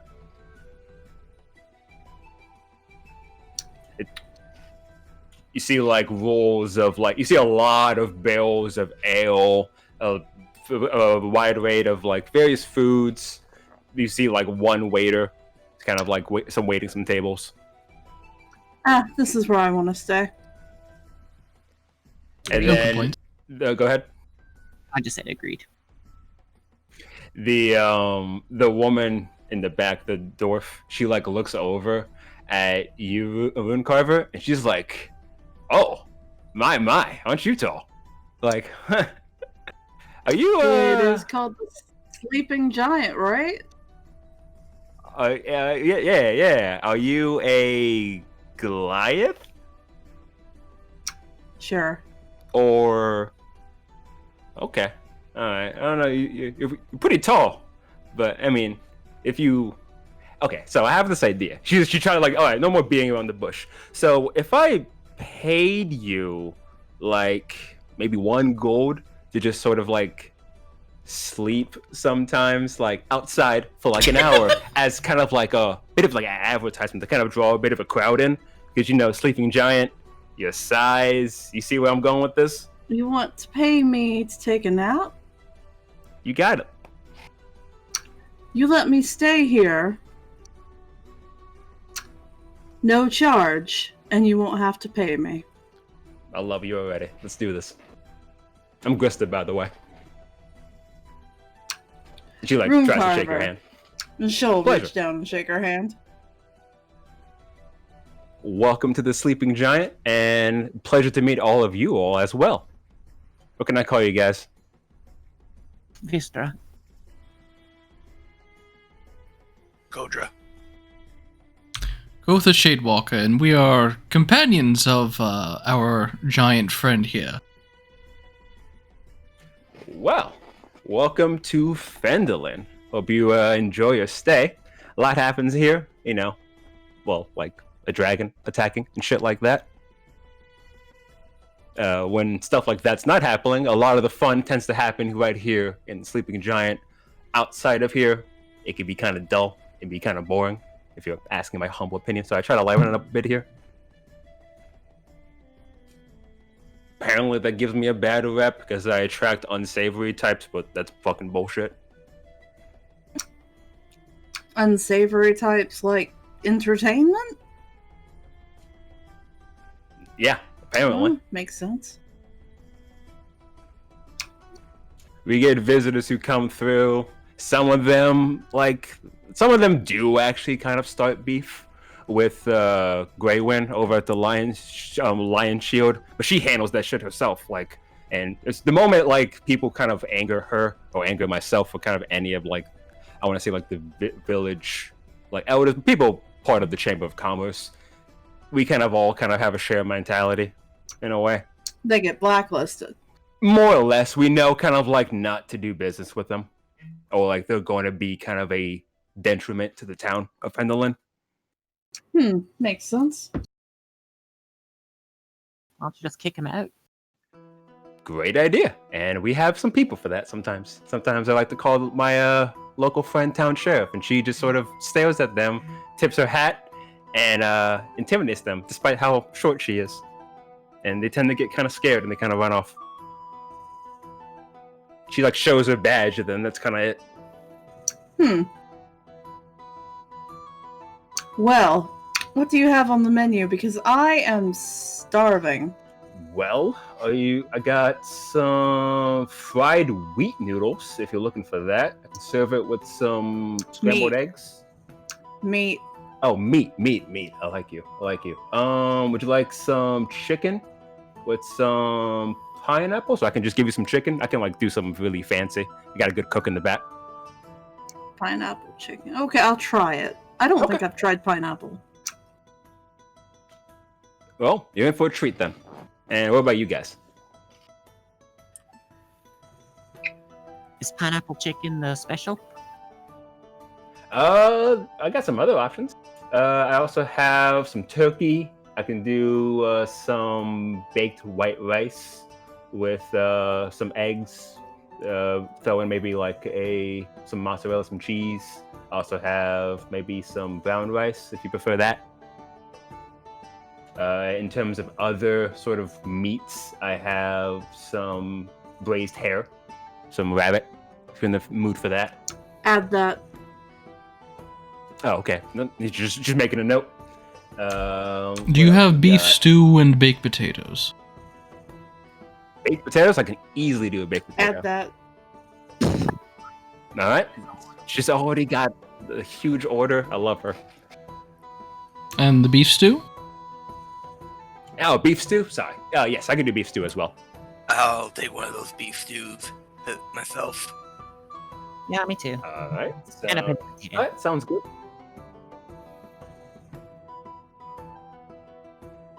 While he waits for the food, he'll sit down at a table and look over the 2 bills that they have left to do. Yeah, it's just going to be 2 silver. And then yours is free, Rune Carver. Yeah, thanks. She's gonna give the chairs a suspicious glance. Yeah, actually, now that, we're in business together, I will definitely keep an eye out for a chair for you. We definitely need to get you a big enough chair. Well, I can sit on the floor this time. What if we slide 2 of them together? They still break. I can see that being an I've issue. tried. And I don't need any of my furniture scuffed up anymore. Long story. Make sure it can hold 700 pounds. I'll make a note of that. She'll sit on the floor. All right, so I'm gonna go get that food started up. She runs back to go talk with the chef. Bring me an ale too. Gotcha. So after a moment, she comes back and gives you all the ale. Food should be out in about 5-ish minutes. Well, while that is stewing, pun intended, I suppose, which sounds better for tomorrow? Do we want to deal with dwarves or rock gnomes? Dwarves first. We can probably do both in the same day, right? Depends. But they should be in the same general vicinity. They're both were south, but one was east and the other was slightly west. Well, we'll deal with the dwarves first, see what time it is. Might stay there, might go. Rock gnomes after that. One is a warning, which is why I'm saying them first. Alright, then the food comes out. Alright, so I got some stew, got the large order for Miss Rune Carver over here, and I got you a baked potato. Well, you guys both got baked potatoes, but you got a baked potato too. You guys been enjoying Phandalin thus far? It's been nice. A little warm. Warm? It's getting kind of colder. It's fall. Still a little warm compared to where I'm from. Are you from if I had to guess, a tribe? Goliath tribe, right? I'm pretty bad about my knowledge on that, but I've read up on giants and all that. Up in the mountains, yes. Okay. Interesting. What made you want to come here, You- if I may ask? oh, me? Oh, the green carver. Gotta make money. I suppose that's true. I don't want to die in obscurity in my tribe. I want to make a name for myself.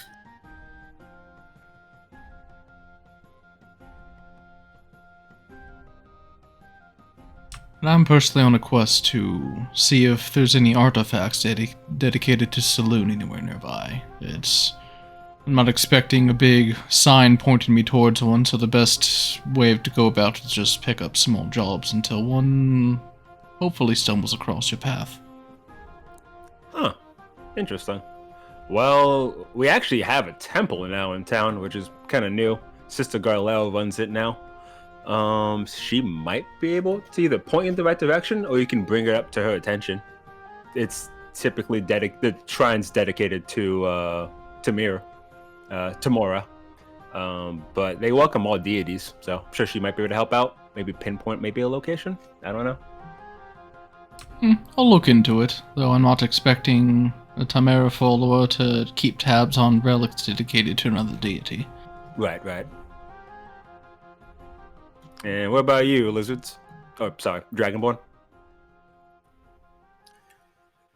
I am offended. His name is Offended. Apologies. His name's Offended? Is it? I missed that. Also, are you black or are you a red dragon? I can't tell because of the markings. I don't see through that lens. It's fair. I'm just checking because, red dragons tend to be a bit, scary and evil. Aren't black dragons also? Yeah, so actually, either way, it could go pretty badly. Let's just say my upbringing was a peculiar one. Alright, mysterious backstory. I like it. I don't give all my goods out on the first date. Oh, of course. Is this a date? Yes. It could be tall lady, and I almost get like a crank in my neck trying to look up me to make eye contact with you. Let's not. I didn't get dressed up.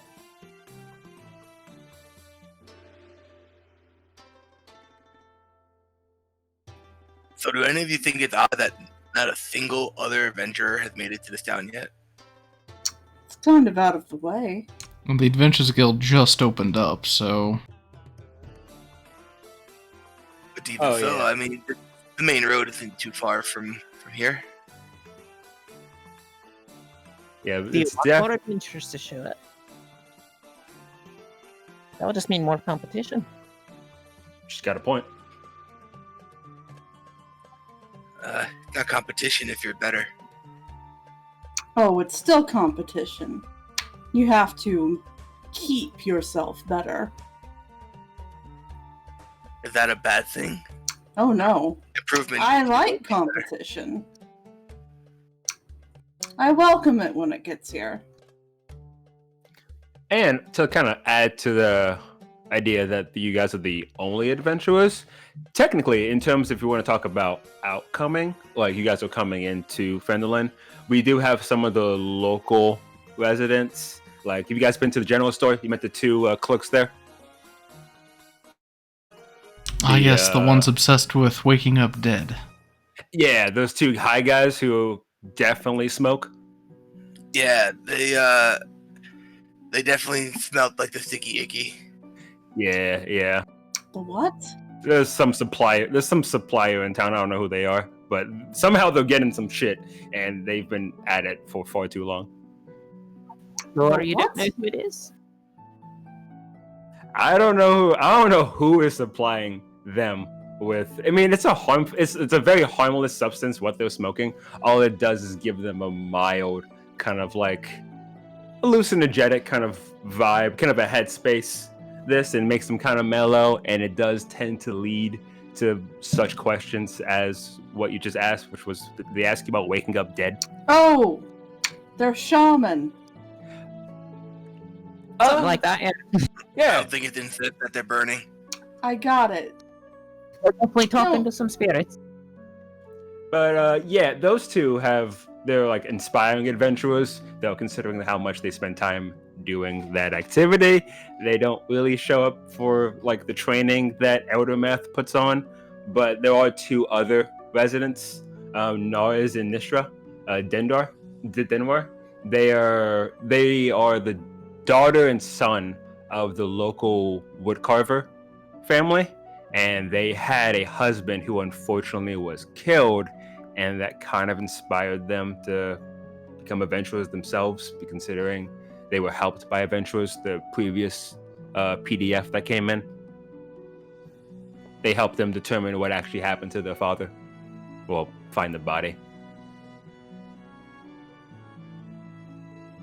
Interesting. Noah's not sure. He's a bit young, so I'm not really sure if his mom will even let him kind of go off and be an adventurer. But Nistra, she's pretty damn set on becoming an adventurer herself, despite what her mother says. So she's like, I wouldn't be surprised if she just one day, like, just up and leaves. Well, it's her path to choose, not her mother's. Exactly. So I guess you can. That's kind of the advice I've been giving her. Is it bad advice? Has she got any skill? You know, she's got some skill. She's been training ever since what happened with her father, and since Eldermath has taken over the Adventurers Guild, and even before that, before it was fully established, he actually went over to her. She went over to him and asked to be kind of personally trained. So she's been at it for a while. Bit of just a martial fighter. She just been practicing with the sword. Good choice. I see you're a fan of the blade yourself. Gets the job done. I mean, it does. One click slash of the head, and that's it.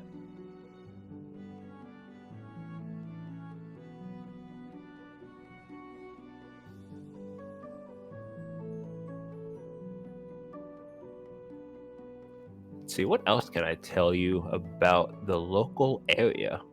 Unless you guys got any questions of your own. I may later. You No rush. you've seen the dragon's attacks, I assume. Yeah. Well, I was actually inside when it happened, but I did hear about said dragon and all that commotion. So did by chance did it maybe fly over your place? Maybe it shook a little bit, or were you able to hear it roar? Or Definitely heard it and definitely felt like some shaking when he like kind of arrived, landed, and did his thing. I didn't personally see it, but I knew it was here that day, and I just sort of stayed inside because fuck that shit. well, if you had to take a guess from where the shaking started, or where you heard the sounds originate from, could you maybe have an idea of what direction it came when it entered the town? I believe it came. Gonna have to give me a sec. I'm trying to remember. Shit.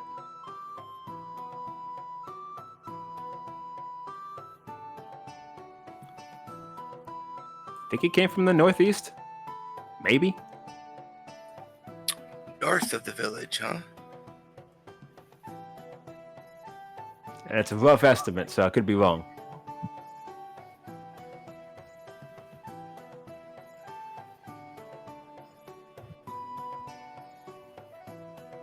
Have you heard much about the gnomish city Gnomon Guard south of here?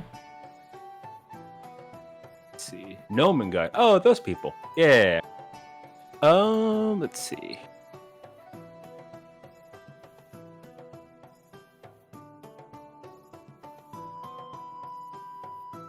But yeah, they're just a bunch of rock nobs who they're trying to like find magical inventions in the mine they're looking into.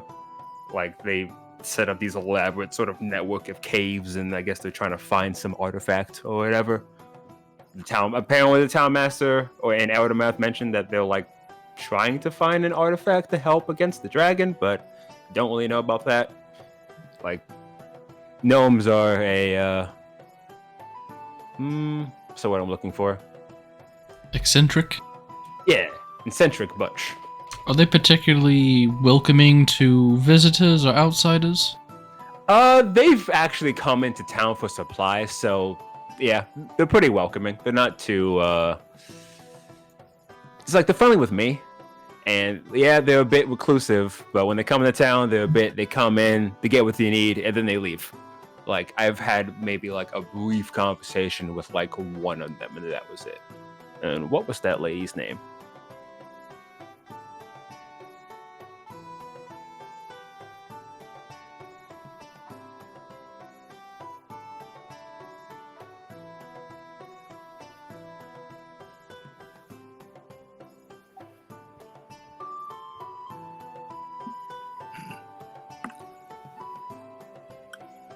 So while she's trying to remember that, what are your thoughts on the rock gnomes? You've been reading up on that flyer quite a bit. Well, I haven't really interacted with gnomes in general very much, but they're widely regarded as a brilliant race that makes magical contraptions. I just hope... When I think caves and eccentric race that loves making things, I just get this feeling in the pit of my stomach that it might have to encounter some traps of some sort, and I loathe traps and caves. It's... Paranoia goes up a bit.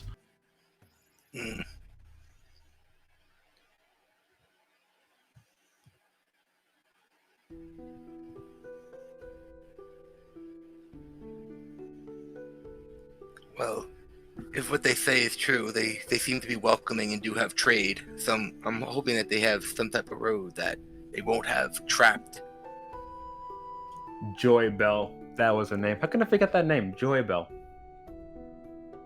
Yeah, no, she was a interesting sort.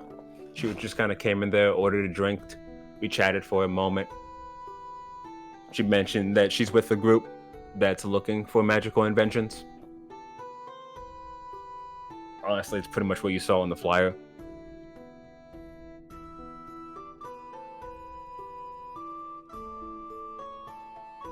Alright, well, he's going to finish up his food and, he'll probably just go walk around town for like an hour or two before coming back and getting ready for bed. Okay. Alright. And so when this day ends, actually, after completing that first quest, you guys have all leveled up. Hooray! So you guys can do that. Thanks, Mr. Manticore. You're welcome. Speaking of which, did I recover any of my crossbow bolts? Oh, Or yeah. are they You can roll a d10. Not d10. D20. See what happens. You shot like how many? I think you shot like 3. 4 times. You got like 2 of them back. 3. 3? Yeah, so you got like 2 back. Was it 3? Yeah, we'll just say I got 2 back.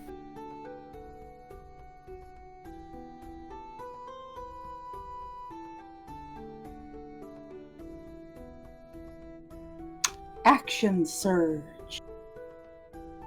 Nice.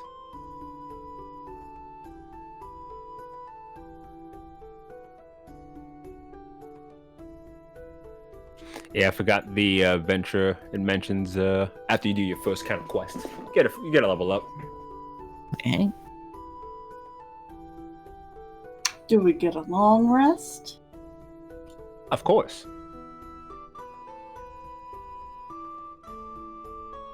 Nice.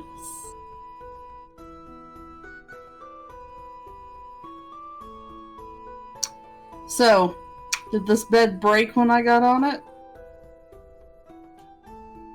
You can roll. Let me just roll. See what happens.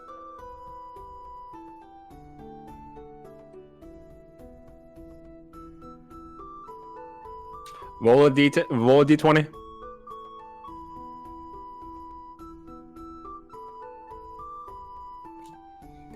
You felt like it was pretty much starting to break as you were sleeping throughout the night, and then when you woke up, you were closer to the ground than you were before. That's about what I expected. I should just start jumping on them before I go to bed. Oh wait, I can't. The ceiling's too short. There you go.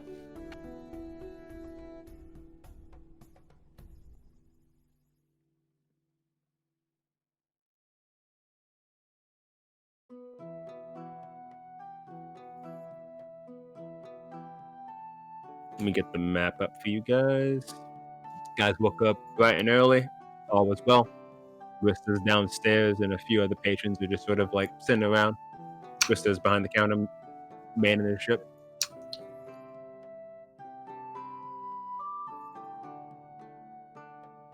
Give me approximately half a pig's worth of bacon and some eggs.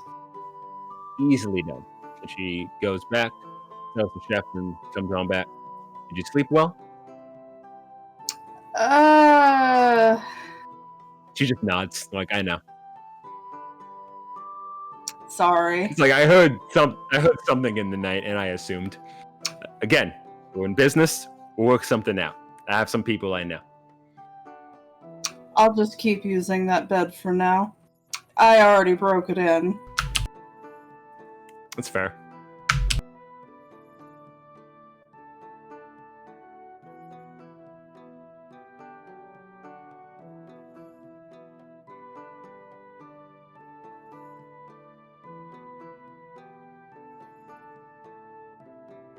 And what are the rest of you all doing in the morning? I'm gonna have some scrambled eggs and maybe only about a fourth of a pig of bacon. All right. I will have whatever bacon might be left over after the rest of that pig gets eaten by these two females. We're gonna need more pigs soon. We're gonna need a whole more food supply in general. Stupid dragon. That's true. Well, maybe one day I'll get to eat dragon. Hey, maybe one day. Do bring back some dragon meat, though. I would love to see how that tastes. Hell, do you think we could have eaten a manticore?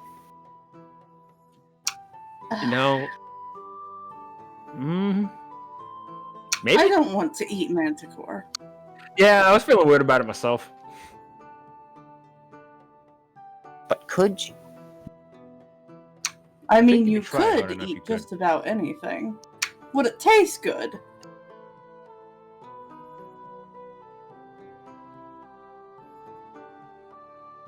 I'll be willing to find out.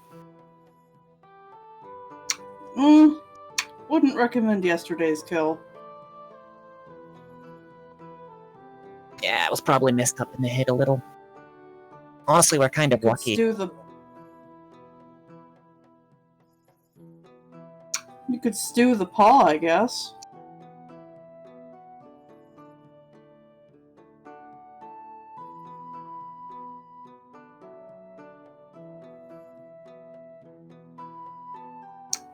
Probably would have needed to do that yesterday.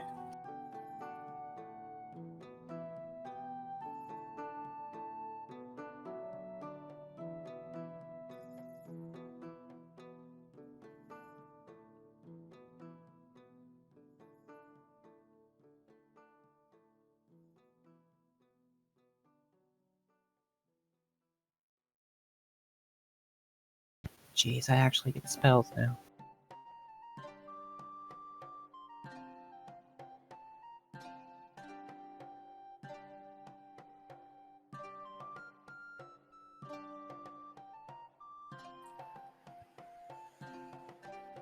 I think this next map might do the line of sight a bit better. after breakfast, I would like to go outside somewhere and practice working on my new spell. Okay. Just find a nice little quiet spot for you to work. Yeah, and I make some loud noises. So. He would have spent his morning having breakfast and also preparing his new spells as well. Ildlin's gonna head to the general store and see if they've got a pipe and some tobacco. Alright. At the general store, he says, oh, yeah, no, we definitely have a pipe for sale. And I should have a supply of tobacco. It's a bit of a popular item for the locals. Yeah, small pack's fine.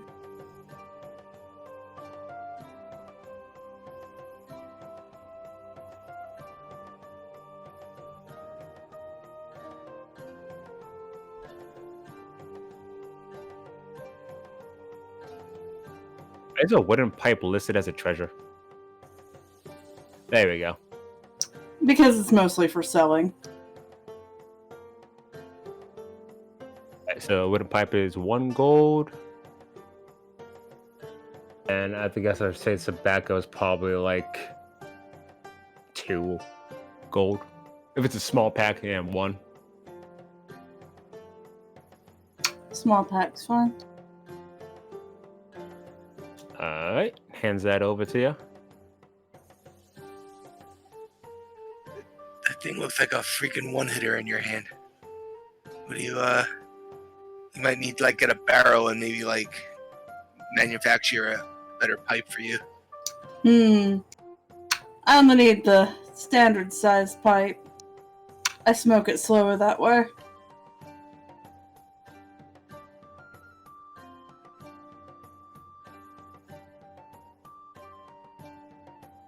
Question, Mr. DM. Yes. One, I guess. Does the favorite foe thing count as concentration? Yes, Can it does. you use that and Hunter's Mark? No, you both take concentrations. You have to pick. Oh, that sucks.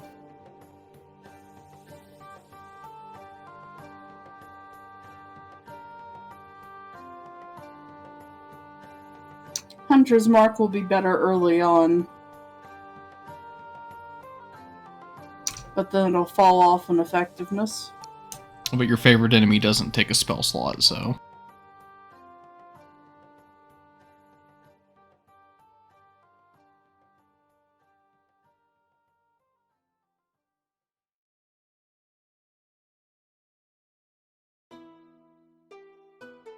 He'll wait at the town entrance for everybody to gather once they finish making their preparations.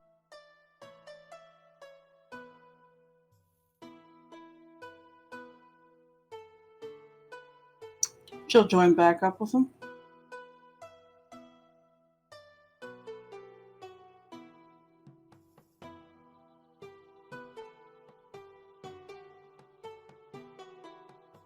Give me 1 sec.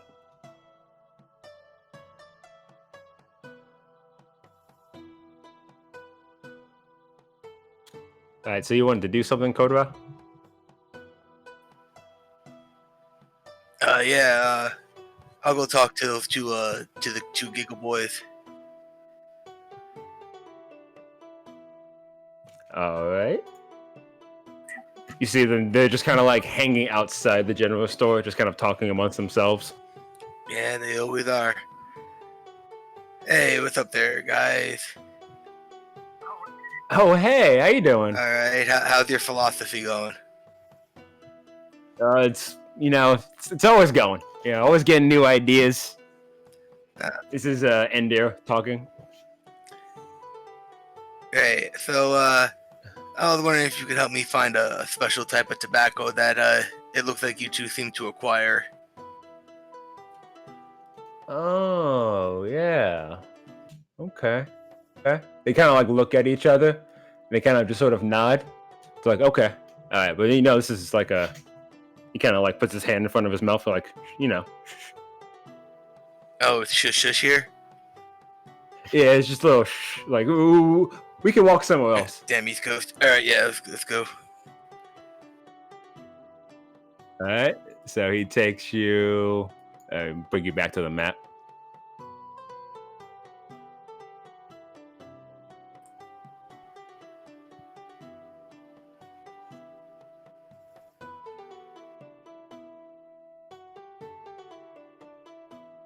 Yeah, he just kind of like you guys kind of walk a little bit like a path. You kind of find some sort of like kind of like an alley. Of like people are just sort of not really paying attention to this little area. And it's like, so you want some? Yeah, we all know what we're here for. Right. So I could give it to. He looks over to his brother. He's like, I mean, what do you think we just sell it for? He's like, dude, I don't fucking know, dude. This is the first time I've ever done this. Yeah, I know, dude. Okay, it's okay. We got this. Okay, so if we give you like a tiny amount, does 2 gold sound good?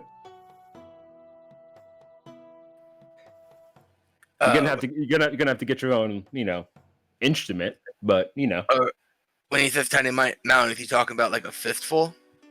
It's more or less kind of like a little half in a fistful. I would like to roll a persuasion on that. Oh, that's I don't know if you guys really know, but that's almost more than double the price normally. And I'll try to roll persuasion. Like, whoa, really? Oh shit. Oh damn, dude, we're not really cut out for this whole sell thing. And he's like, yeah, that's why we're trying to like, be heroes, be PDF. Like we're trying to like, be adventurers and shit. This is kind of just a side thing. We're gonna blow the stand one day. And he's like, right. Okay, Yeah. so what's a better price? 1 gold? Yeah, sure. Okay, nice. All right, so he hands you like the herb, and he takes the 1 gold. All right, now if you excuse me, I have to go buy something from your father, and I'll walk into the general store. Right, just don't tell him where you got it. No, of course not. Right. I'll try to make that sound as ominous as possible, and then I'll walk. Right. All right, so you go inside, you get it, and it's just 1 gold. All right. And he's kind of like, we talking with my boys. Is everything all right? Yeah, I was just trying to break down some more of their philosophy about the waking up dead thing. It boggled my mind. Yeah, I lost sleep over that. It was boggling my mind. Couldn't make sense of it. Wanted to see if they got anywhere. I mean, the whole thing just seems rather ludicrous. This isn't the first time. You should have heard what they said the other day. It actually made me like I mean, I don't discipline like my kids, but I wanted to slap the boy because that shit was stupid. He asked, "Are you wet if you're underwater?" Man, there's another mind boggler. Exactly. They just been saying stupid shit like that when really they should be working, but I try not to be overbearing. But yes, a wooden pipe. Here you go. Yeah, do you want some tobacco as well to go with it? Your friend Runecarver bought some. No, I had a stash. Just that broke my pipe during travel, so I just needed to. Oh, okay. Oh, well, you enjoy yourself. I will.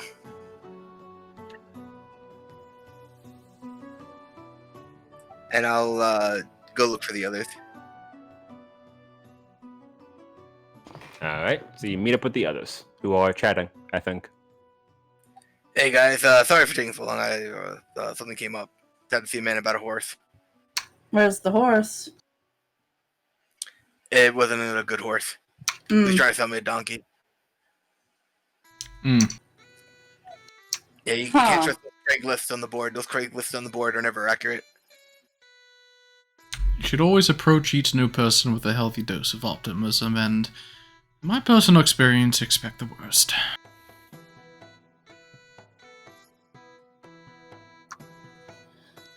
Well, Now that we don't have a horse to worry about, shall we? Let's go see what those dwarves are up to.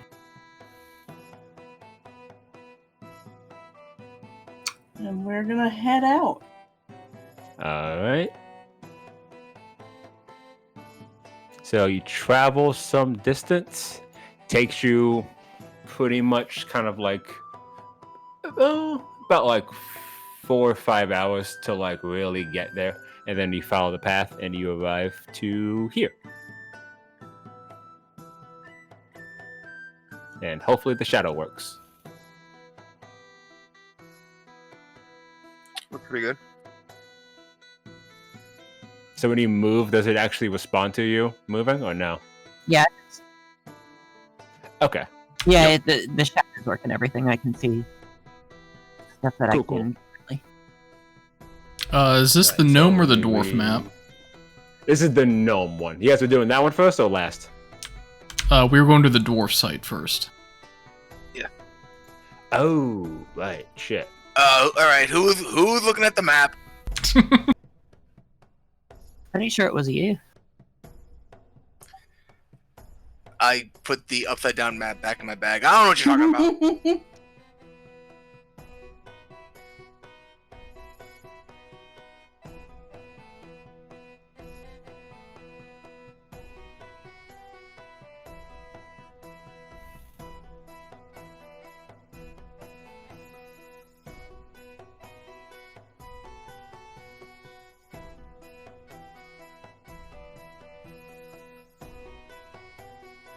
Ooh, that's a black screen.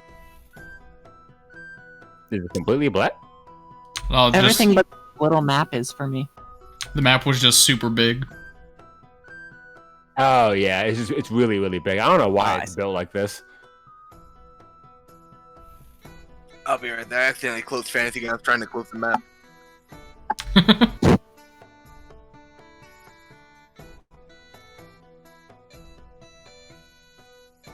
All right, let's see. That map crashed my fantasy grounds. Oof. Oh shit. Yeah, no, these maps are really fucking weird. I don't know why they're so big. If you, It's like, I believe if you make them Yeah. smaller before you share them, we'll get them the size that you share them as. okay. I'm saving just in case I Let me try crash. that then.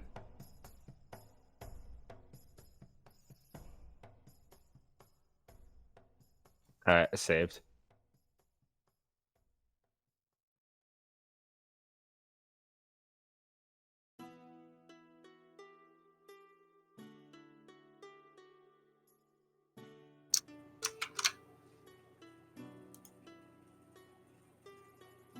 How do you? Is there a way to resize it differently on Unity? Oh, here it is. I think. It's usually the bottom right corner. Yeah, you can either use the gold thing on the corner, or you could hold control and then grab it with your left clicker and move it around.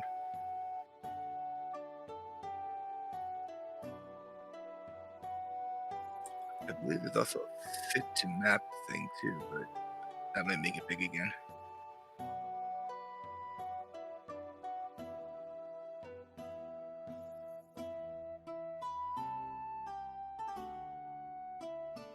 All right, let me try again.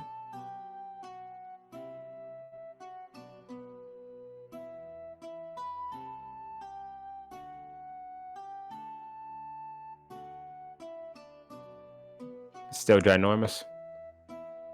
Well, I shifted it myself. Ah, It's before you share it. Like if you make it smaller before you share it with the rest of the group, it will be that size. all right. So, can I reset it by doing stop sharing and then just share it again?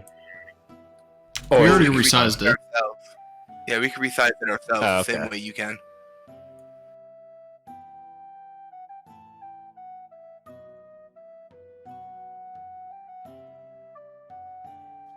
all right, let me try sharing it with loose.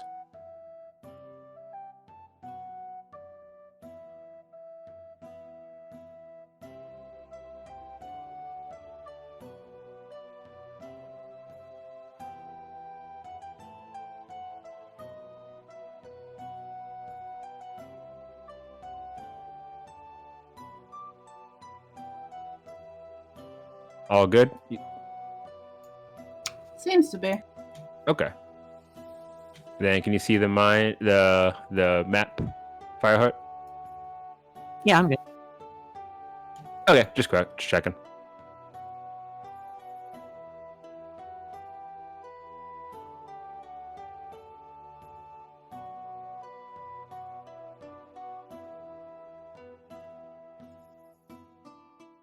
Let's see. All right, so the Karen rocky walls rise to the height of 80 feet. At the end of the cannon, a 20-foot high wall of black stone has a broken gate carved into it, with one stone door hanging precariously by a hinge, while the other door is missing. Beyond this open gate, in the shadow of the great mountain to the east, lies a ruined settlement. All is quiet.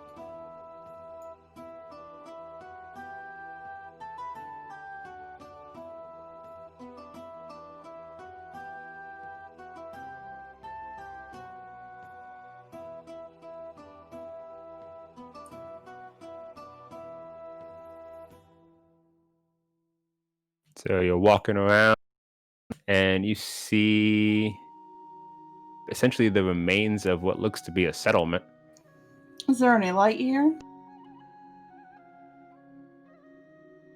Or is this like inside the mountain? If not, I'll light a torch. Maybe we'll save your. Yeah, it's dark. So it is currently dark in Can here. I see this guy? And you do actually see someone there in the distance. They seem to be eating rations.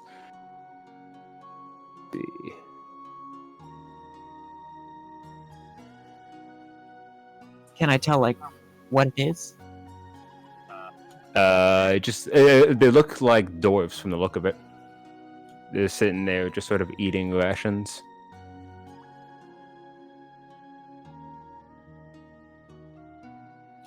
What's the the circle is the dark vision. The circle is my light torch. It's 20 light, 20 dim, or 30 bright, 30 dim. I can't remember if I just put 20.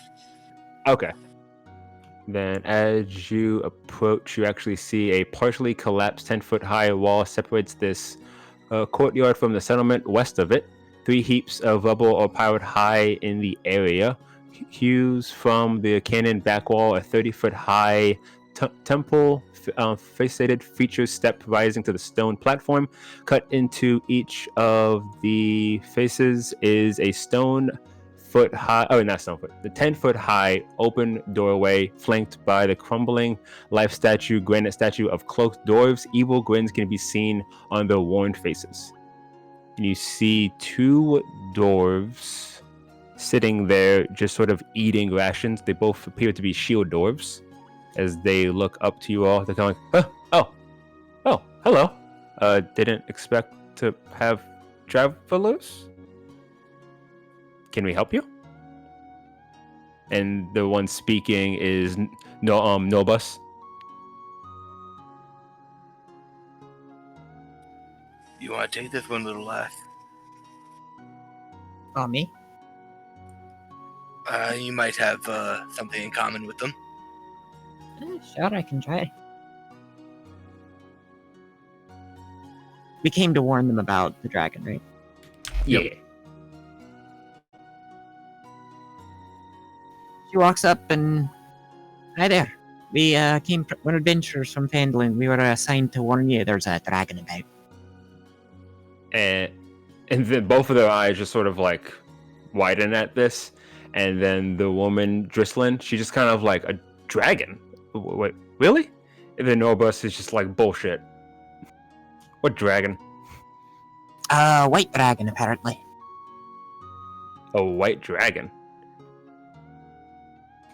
When it's just wreaking havoc? You guys are all coming from Phandalin. Yeah, I said. Yeah. That. Uh-huh. And then this is the Norbus sort of like looking kind of like, I'm not sure about this. And then Drislin, she looks kind of concerned, kind of like, oh dear. Well then we should deal with this. Okay, we really don't want to leave just yet because we're actually trying to get on the other side of this rubble because there's something deeper within. there's actually a shrine dedicated to a Dwarven deity, and we've been trying to clear this rubble for some time now, and we've just it's just taking some time. But if you all would be interested in perhaps helping us clear out the rebel, we could explore the rest of the caverns, see what we can find. I'd be more than happy to offer you something for compensation. How big do you think the ruin is? Big enough to hold a shrine, that's for sure, and a whole mini temple. What all's been holding you back precisely? Is it just rubble? The man just sort of points to the rubble, kind of yeah, it's the rubble. Where's rubble? Why are you doing this in the dark? The dwarves we can see in the dark. Yeah. Even if you can't see that well. We can see. I don't know about you. It's all gray, right? Yes. So how do you tell one gray thing from a gray thing? Yeah, I mean, if you're just staring at 50 shades of gray, how do you know which move is the right one? Yeah, at this point, Drizzling just kind of okay, he's just being an ass. We just didn't relight the torches. Oh, are there torches here? Let us light them, and I will see what I can do with your rubble. Okay. I will walk around and touch my torch to any sconces or anything like that they might have set up.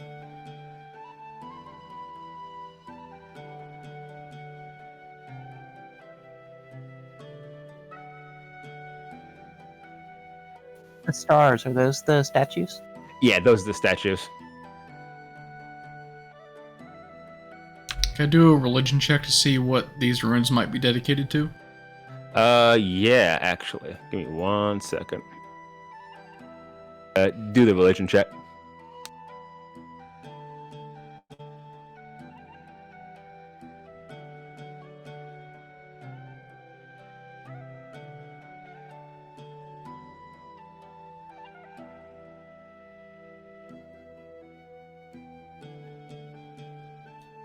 It is a... Why is it not listed here?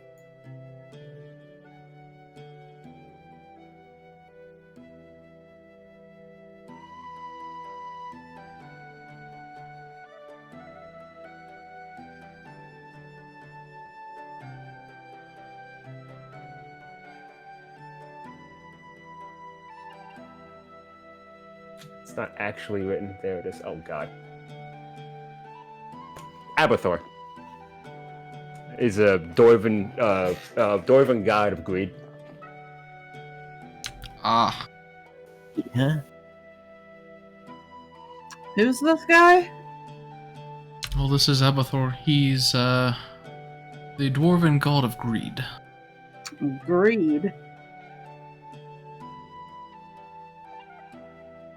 You sure you want to go into a temple to this guy?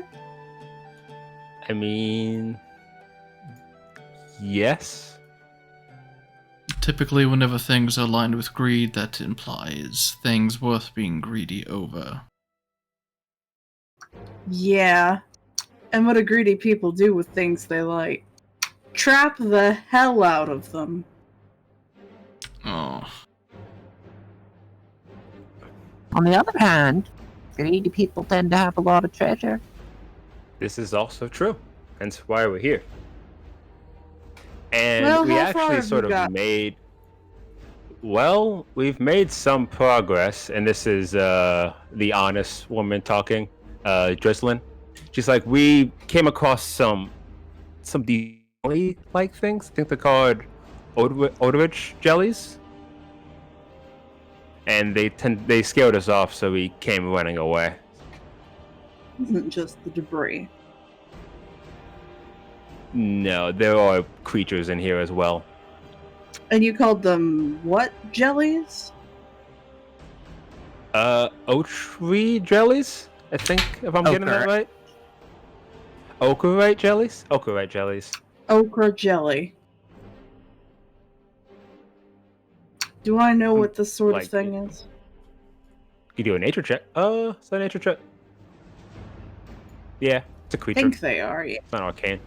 Yeah.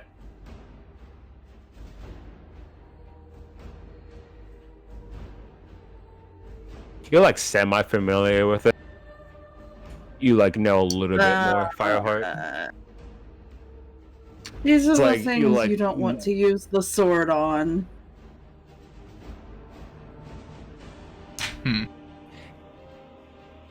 So don't cut them. Norba says.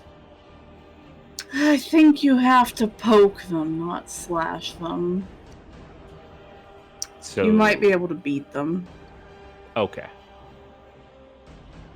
Short sword if you need a poke. Well, I'll let you all But lead. still, Yeah. you know, she makes a slashing motion. It doesn't do the right. It's not thin enough. It's good at piercing. You could say it would do piercing damage even. 1d6. What kind of of it. sword is this? Short sword. Short swords do piercing damage. Okay. I'll take the dagger. She gives her the short sword and a dagger. Wait. I don't need the butter knife, just the dagger's fine. And to kind of sweeten the deal, to kind of like incentivize how grateful we are, and this is Drizzlin talking, I'm willing to give you guys these two matching sending stones. Ooh. Really? Yeah. Like we have it like now, like the rubble back there is going to take some time. Like honestly, it might take more than a day, but hence why I'm telling you now what we can offer that might be worth your stay and help us out. Okay. And we do have some mining tools. We have some rations and water skin. So if you guys don't have that, we have some stuff. I mean, the faster we all kind of work together, maybe the faster we can get out of here. Do I feel like if I continuously would put acid over the debris, would that be quicker than just moving it all by hand? Trying to like melt the path.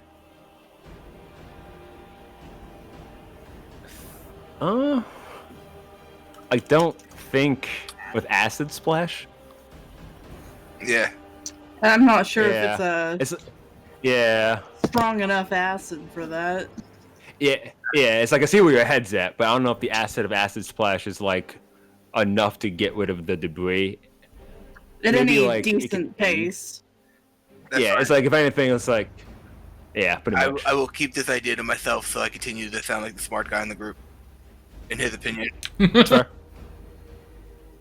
Yeah, she'll take the short sword that she has referred to as your dagger.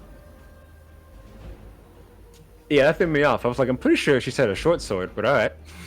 Look, if you get a short sword from a dwarf and you hand it to Ildlin, it's gonna look like a dagger. It's entirely fair.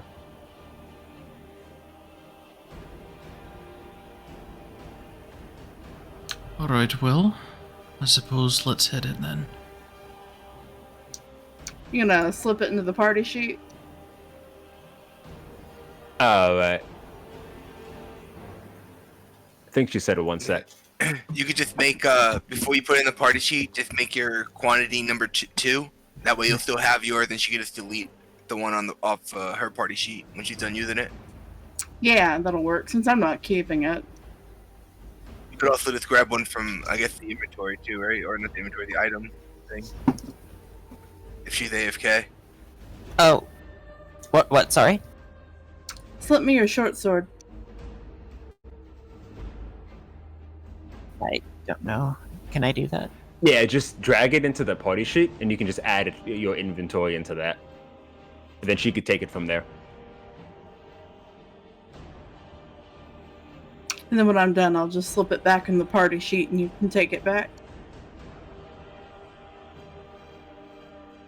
Just drag and drop it. Yep. Yep. I will put my magical tuxedo back on before we start walking down this vicious hallway. All right. So you guys can proceed.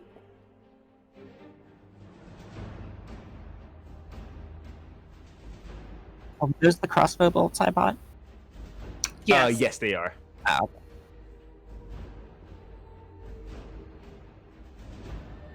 You can just delete them. I went ahead and gave myself 20. So let's see. Are there torches 21. in this hallway? In this hallway, no.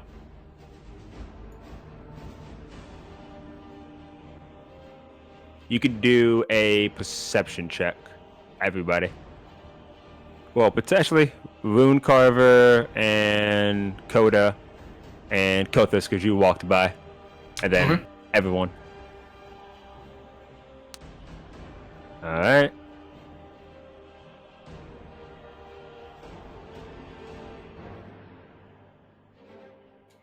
Okay, so yeah, you definitely notice. I'm just gonna add the dim light to this torch as well. I appreciate it. So you actually see up in the distance the weird, almost like jelly-like thing that's just sort of like on this like piece of rock from like some this carved stone from the look of it. Do you actually see it? It should be revealed. I see it. Do see it. Oh, okay, just checking. We do see two of them, though. I don't know if you want that. No, yeah, I do. You guys made a perception check, so it's like you guys saw it. At least two of you guys did. See them in the combat So you tracker, guys but I kinda- don't actually see them. Like on the map. Yeah, I'm looking at the stream right now, and I don't see it as well from Crow's point of view. I'm probably not I a. see it. I see it. He's right here. I think it's our positioning. Yeah. Line of sight will do that. Yep. There it is, yeah.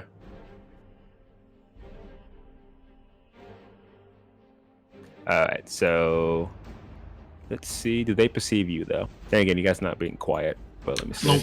And But wait, yeah, they have blind sense actually. Wait a They second. do. no, so I guess the torch wouldn't matter, but they would probably just sense us by moving around. Yeah, it depends on the radius of their blind sense. Yeah, no, they got everybody knows that a fight's about to happen, so roll initiative. I just saw what their blind sense was. Oh boy. Ooh, somebody's eager.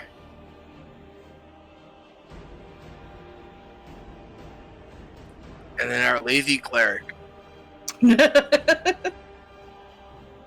Initiative champ.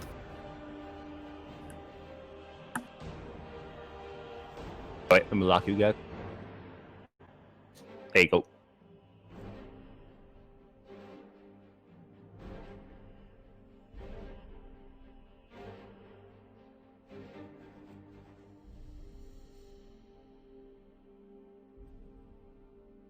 Is it like on top of the altar? Yes. It's like on top of. Let's see.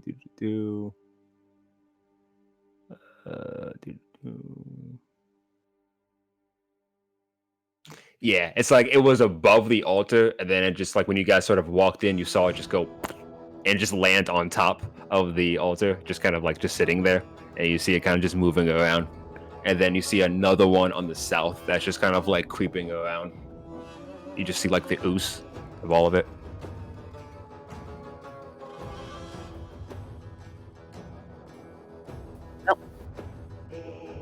I'm gonna do my favorite foe on it. On number 1 here. Okay.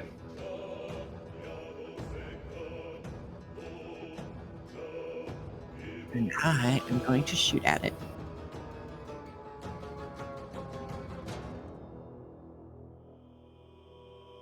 Oh.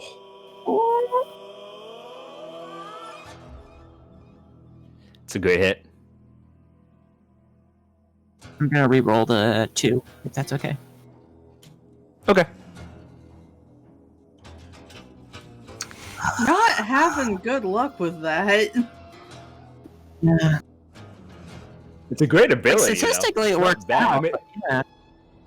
the only negative is the fact that I think you have to take that dire, Yes. Yeah, you have to take. which I guess is the balancing of it. So I get it. Just at. It takes 16, so. Yeah, I got it. Is that it for you? I think you still got some movement.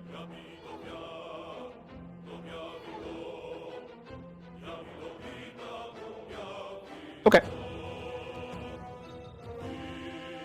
Honestly, this line of sight thing is throwing me off. Can I move to Yeah. here? Yeah, I'll just wait here.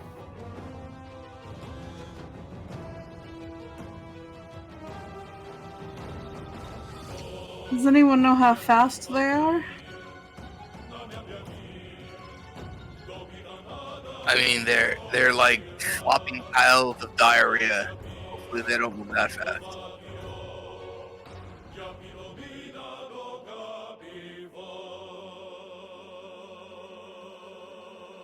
But they also look very sticky. I don't want to. What'd you guys get for your rolls on that?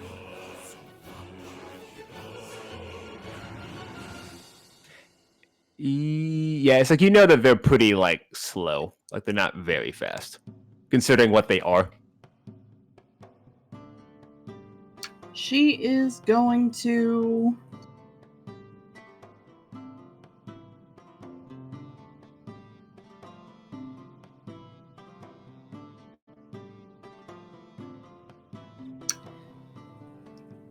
She's going to hold an attack if one gets close.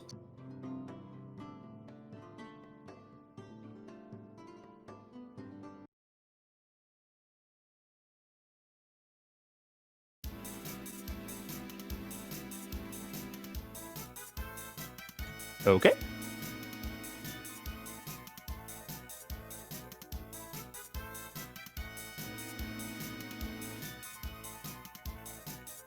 To be honest, I don't actually think she can see that one. The one in the far distance. Yeah, like it's right outside the torch range. Yeah.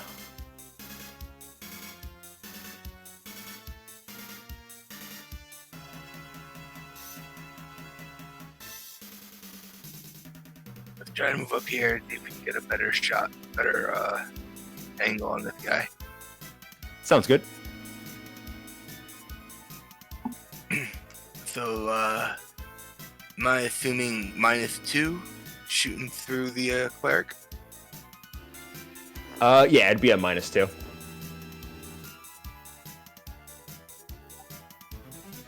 Watch your head, Moon Boy.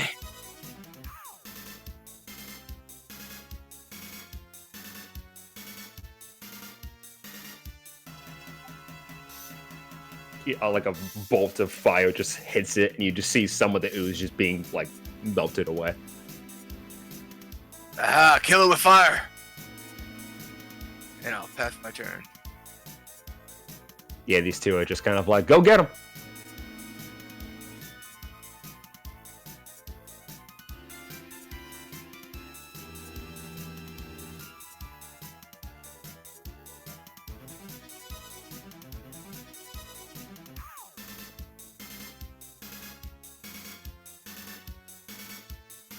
It kind of like oozes its way, kind of like around that pillar a little bit. So it's like it's in that square, but you see it kind of like wrapping around it a little bit, kind of like trying to like get around the corner. I thought this music sounded familiar. Thought it was fair. I just googled slime music. I actually was thinking of Dragon's Quest when I looked it up.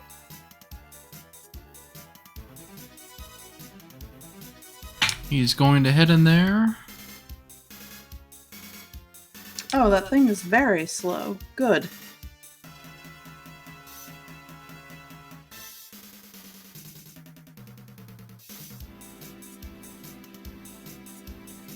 The old Yeah. Leica strategy, I like it.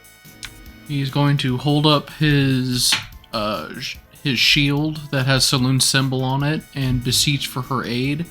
and from him, this sphere of twilight is going to exude from him. Ooh.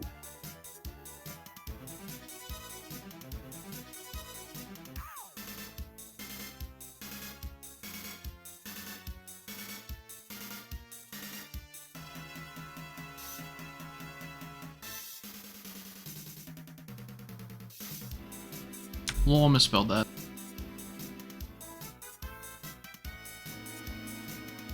And that will be it for his turn, and upon ending his turn,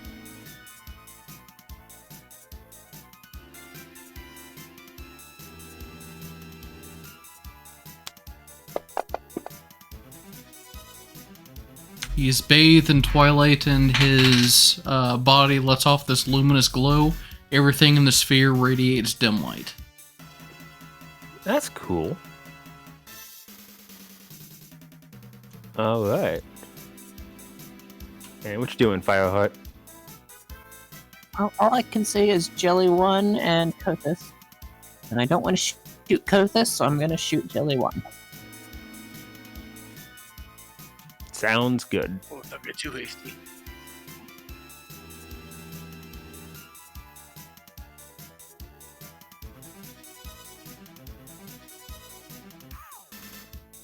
Good hit. Maybe 4. Nice. And then I'm gonna back behind this pillar here a bit.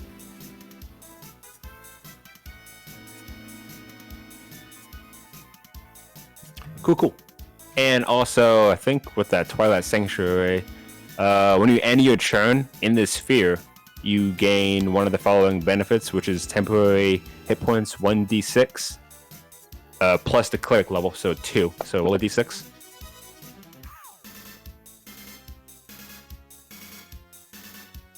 Nice. Damn. Strong. So it'd be yeah, you get 6. Yeah, no, that's real fucking good.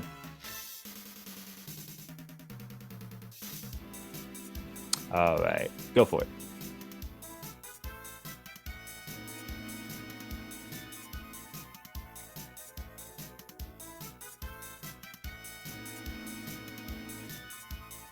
Stabbing it with your dagger.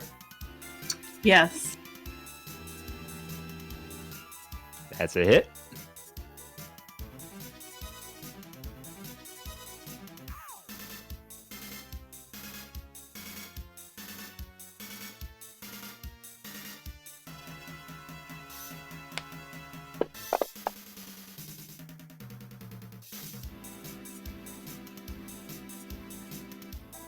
All right.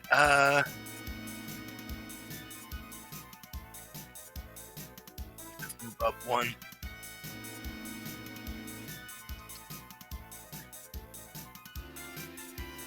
I'm gonna throw my head back and then lunge forward, shooting these big green globs at both of these things.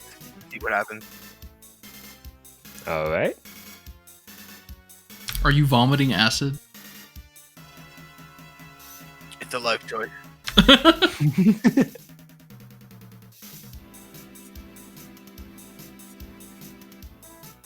Alright, as I scratch my scaly chin, I feel like that didn't work as well as they should have. It's like the acid hit them, and it just went like, then nothing happened. Like something happened, but it almost, you feel like nothing happened. I passed my turn. I don't think that was effective. No, I don't think it was either. But I learned something new today.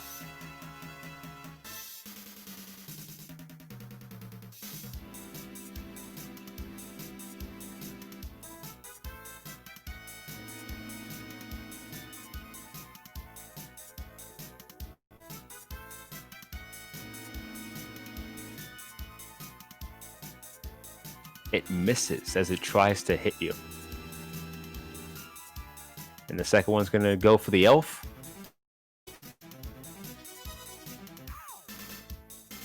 And also misses.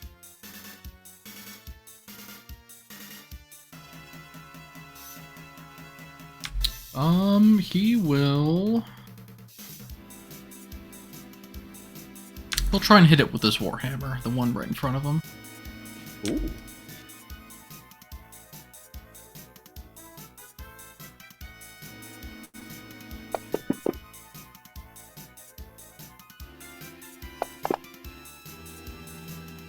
And it's dead as you manage to beat it enough to kind of kill all of the jelly ooze as it was been bombarded by all the attacks.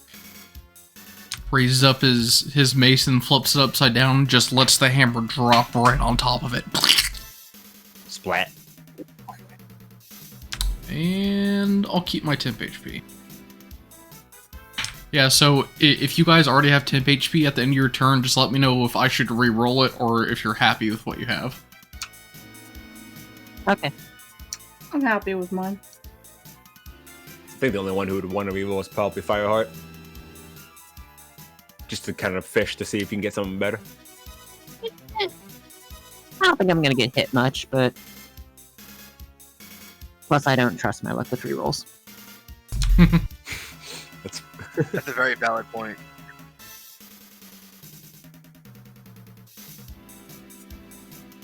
That's a good one. A good hit.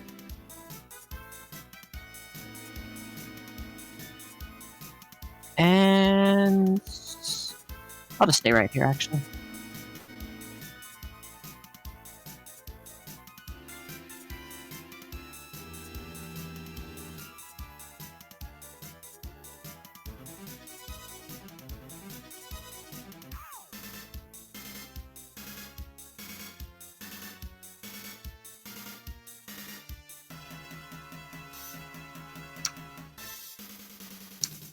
Does this game have the flanking?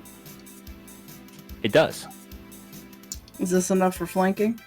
I would say so, yeah.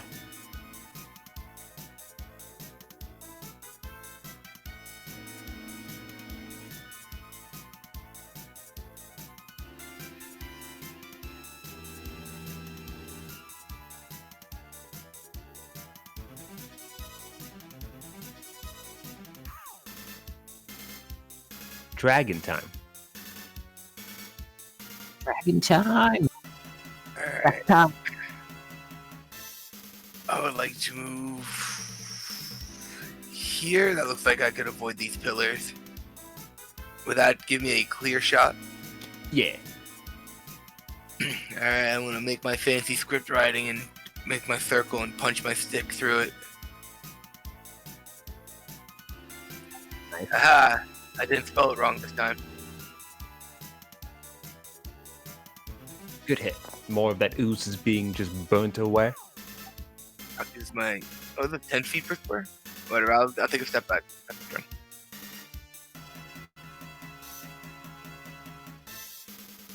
Oh, everything went away on the map. Oh shit. I broke that. But we had a torch. The torch is still there. Oh wait. Oh, Yeah, wait, but did I beat you can't guys? see. Oh shit.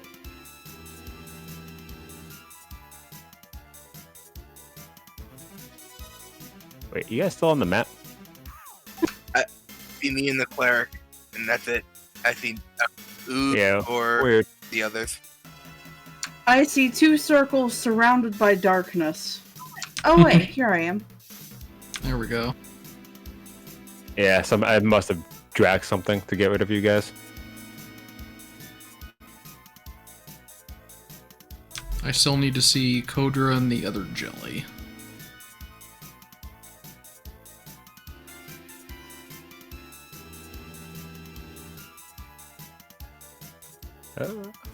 Weird. Coach is right there. Yeah, I can't see him or the jelly. My token actually isn't live. You guys delete that and redrop me.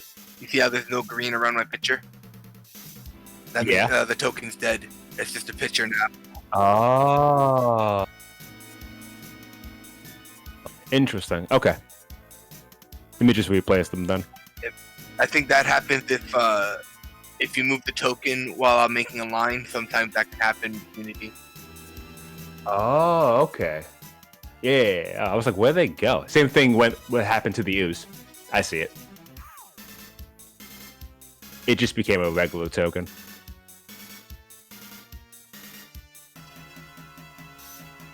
There we go. You see it now. It's all good.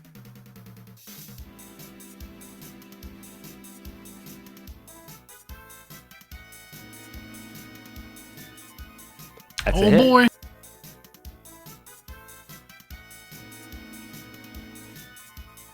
Woo!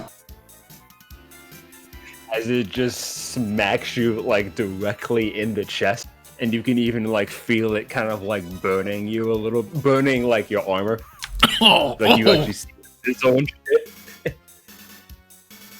decent hit. Like it gets close enough to actually start like, yeah, it's like starting to burn and sizzle. I will attempt to clap it again with the Warhammer.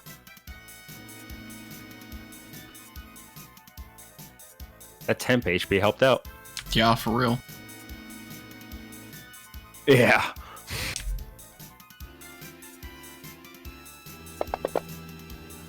Ooh! Ooh. Now, how do you kill it? If you Well, manage to kill it. Yeah, well, let's see there.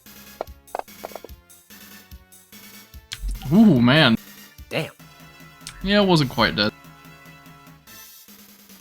But I splatter, lots like- of ooze there. Yeah, it's like there's not much left at this point. I feel like I'm at a Gallagher show. I should have a poncho or something. And I'll go ahead and pass my turn.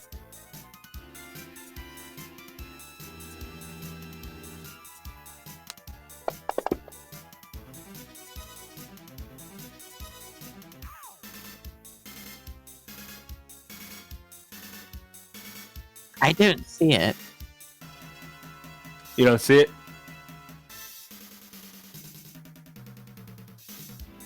Do you see it on the combat tracker? I see it on the combat tracker, yeah, but You can drag your attack roll to it on the combat tracker and it should still roll the attack. Yeah, the targeted, so it should just make the attack anyway. Yeah, true. wherever it is, I shoot it. Oh Ooh! man. Oh, You damn. shoot it good. Now, how do you kill it?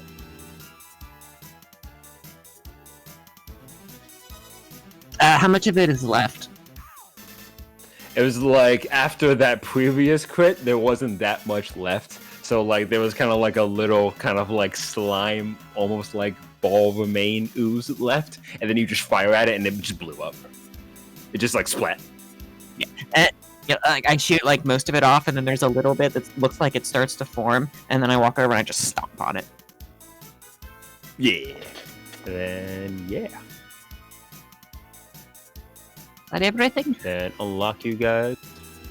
Is this a close clear? Looks like it's all for this room. Nice. Then you guys can also do a perception check in this room. By chance, could I investigate this odd stone thing at the end? Go for it.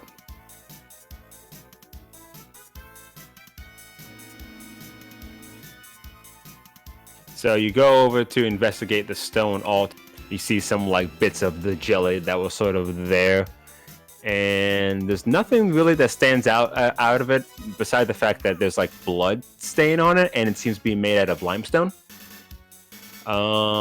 But then Fireheart, she actually catches something out of the corner of her eye and sees a let's see. She sees a little door in one of the pillars that she can actually open up. You're gonna move your token on top of it, like right there. Yeah, there's something in this pillar. And you seem to have found 15 small gemstones.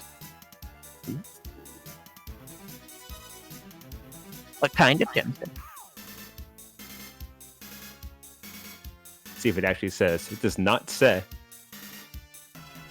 I am but angry. they have a value of. I know, right? Why would you not give me details? Like, come on. They're worth 10 GP each. I know in the DM's book there's something about that. And the blood is dry. Are they like in a bag, or are they just sitting on the floor? They're just like in a bag. I get them all in the bag, and I give them to Rune Carver. Oh, thank you. You like gems, right? I do.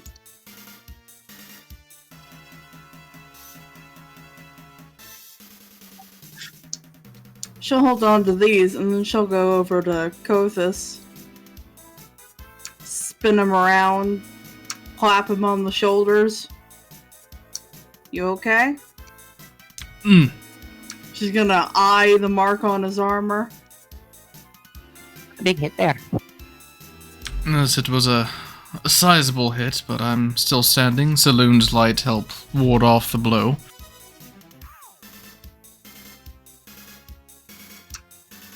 Does it look like he's gonna need a new set of chainmail, or is it gonna be okay? It looks like partially damaged, but it looks like something that could be fixed up, so not completely ruined. But it's like it's gonna serve for the rest of this like adventure, like this quest. But it could definitely use some like maintenance if it were to get hit again. Well, the armor seems salvable for now. Well, that's good. I'll pay a visit to the smithy once we get back to town then. Should be able to patch it up. Got some gem names for you. There you go. Yeah. I'm Why would gonna you not call like back this- to the yeah. dwarf guys.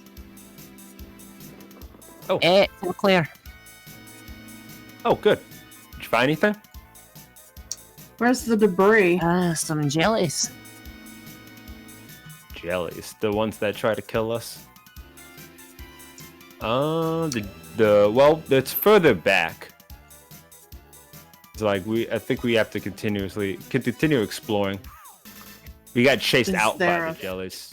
Further back? She's looking for a door. Where's the further back? There's a door right here you can go through. And then there's one, she like walks over here. Opens these doors. What else? Oh, here we go. There's another one over here. And she opens up that one. So the one Yeah. you need is the north one? This one here? I mean, truthfully, we could just do but yeah, we can start heading north.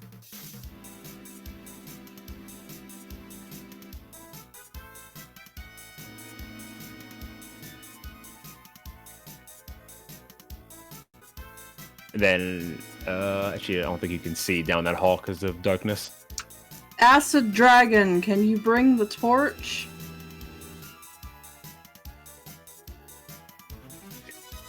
Yeah. You can shuffle something back in his pocket.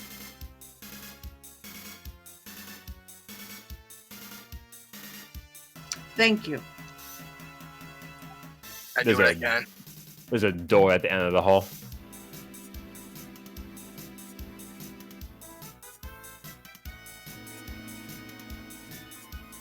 He'll use healing word on himself while she messes with that. The door would have been closed, but you walked up and opened it. I opened it too soon. You walked in and you see 3 stone bed frames stand against the east wall. Nothing else seems to stand out to you. Just seems to be a humble room. I can't see. What is it, Kothis? What does his dark, blessed elven eye see? The 3-bed. It's a bedroom, right? Yeah, it's just a bedroom. Oh. He'll, say, well, looks like a bedroom from where I'm standing. No jelly. If there is, I'm not at the position to see one. Alright, dead end then. You do, if Kothis walks in, you do see that there was actually another door that leads elsewhere, to the south. Yeah, I can't see your doors. Yeah, it's like how they sort of did the shadowing. It's really weird. Gonna open them when it's a door, so you know. Thank you. It's like those doors, for whatever reason, they don't have that little door marker. Like that door you see up ahead actually has it. Funny enough. And then this room has a box text. One sec. The empty stone font just out of the southwest wall. A stone wardrobe against the east wall holds the rotted remains of 2 suits of red leather armor. And Kothis, you actually recognize the vestments that they're wearing as being Abathor's. The armor is ruined and worthless, but you can recognize it kind of like, oh, these are like some of the priests for the order. It seems some of Abathor's men met their demise here in these hallways. Those are the vestments. Then in this room, you see a partially collapsed room. Half buried in the rubble here is a skeleton of a dwarf priest wearing rotten red leather. The dwarf was killed by parts of the roof collapsing. And then you can actually see around the neck of the skeleton that he has a holy symbol to Abathor. And it's a tiny jeweled dagger of a silver chain. And there's like some scribbling in it from the looks of it. Is there a door to the left here? To the left, yes. She's gonna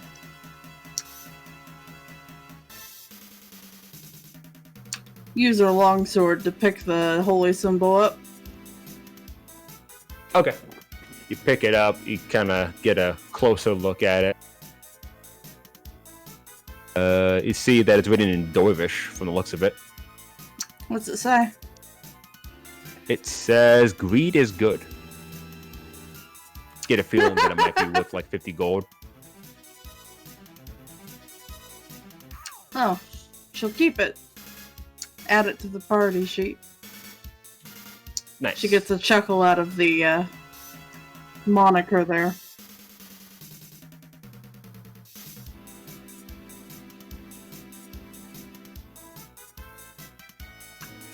Pretty expensive looking holy symbol on this one. Mm-hmm. Not surprising considering the god. It says, and she'll say it in Dwarvish.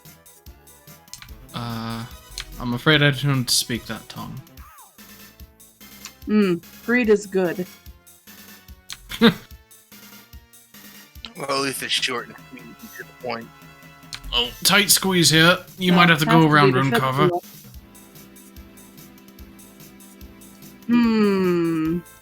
So at this moment, actually, as you're sort of like walking around, and actually you see this fire. You see Deslin, she's like freaking out, saying like, jelly, jelly, jelly, jelly, jelly. And you see that there's actually another jelly right there. So roll initiative. Ah, hell, jelly! Oh, like he didn't say his prayer. Is that ahead of us? It's right where it is. Directly north of where I am. Directly north of where she is, yeah. I don't see her. Right. So you hear the sound of kind of like yelling, jelly, jelly, jelly, and you actually can hear it. Kind of you hear it coming from north. From north? Yeah, you can hear it coming from the north. So not down the passage that Kothis went through. No. Like, you hear Okay. it stronger. Like it kind of reverberates, but you hear it like better coming from over there. Oh, And there's a path that moving up. are we hearing the two dwarven NPCs yelling? Yeah, you definitely hear them yelling. So that's kind of the sound. That's what's allowing you to like determine that it's coming from north. Is it my turn or did the NPC go? We use the NPC. He's going to. He's gonna try and drag his wife away. Not his wife, his companion away. To kind of get him out of harm's way.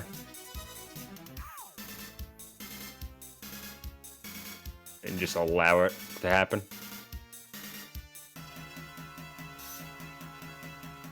Alright, go.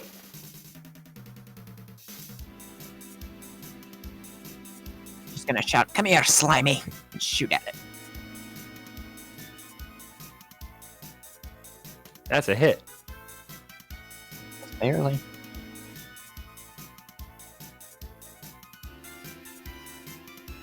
I'm gonna re-roll that. Go for it. That's better.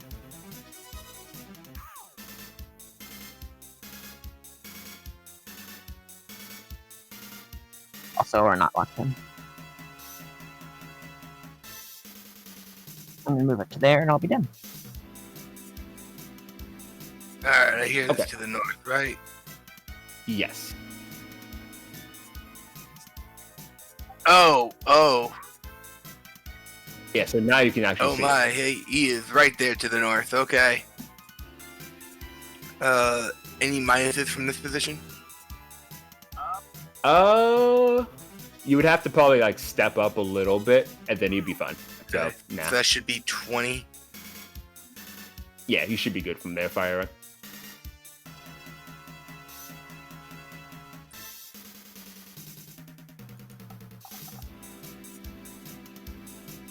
Aha! Now that I got his attention, I'm gonna run away.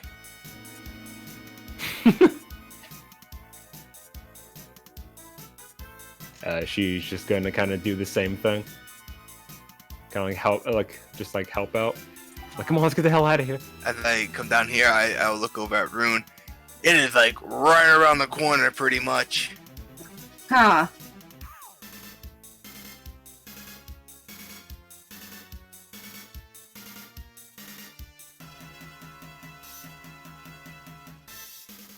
I think I can get to... Ah, okay, she sees it. So now you see it, yeah. She'll only be able to get to about here, though.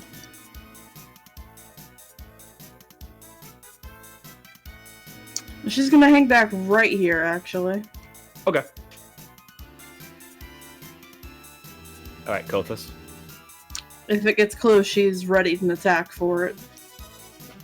Okay. Alright, he sees it. He's gonna toll the dead it. Nice. He doesn't want to risk his armor getting destroyed. That's fair.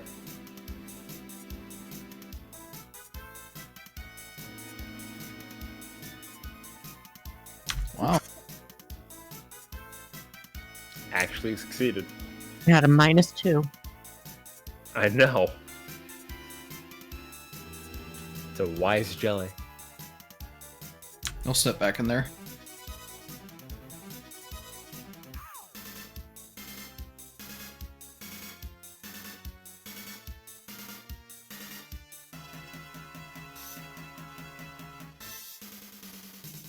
Gonna move on over. And go for the attack.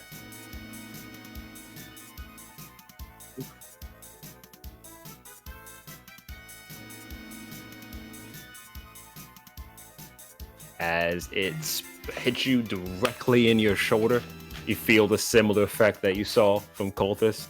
That like it's just sort of like burning the armor.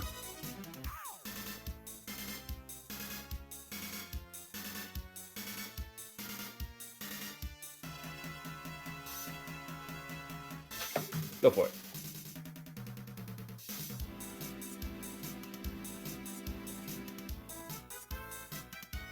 What's the penalty if you attack with a ranged weapon in melee again? Disadvantage. Ah, shit.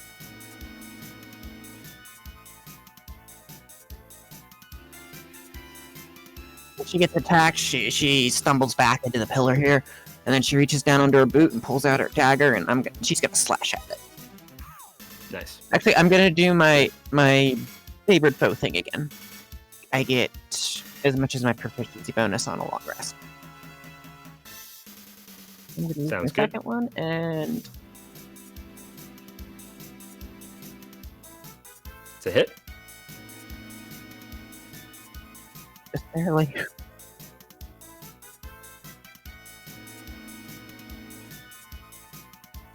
Nice. You just out of retaliation after being hit, you just grab your dagger and just fucking pierce it.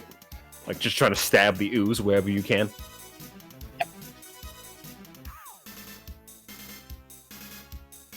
Can I sidestep like here? Yeah. Or would that get an AOO? No, you can skirt around it. You're still in its range.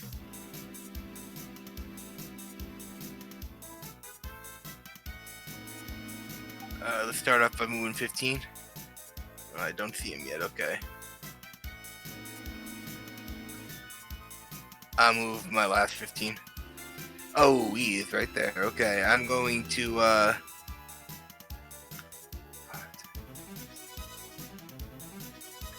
I'm gonna hold a dissonant whispers until I feel like I have more party members on top of this guy.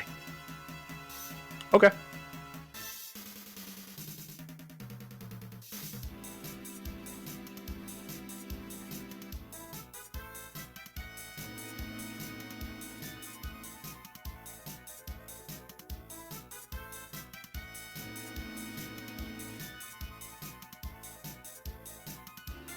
I'll use my 6 seconds. He's south of me, Rune.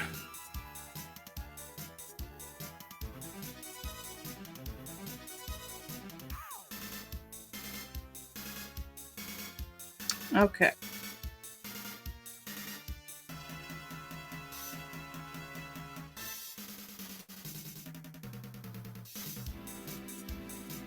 Ooh. Got a d20 you can roll? Do I? Yeah, I want to see what happens.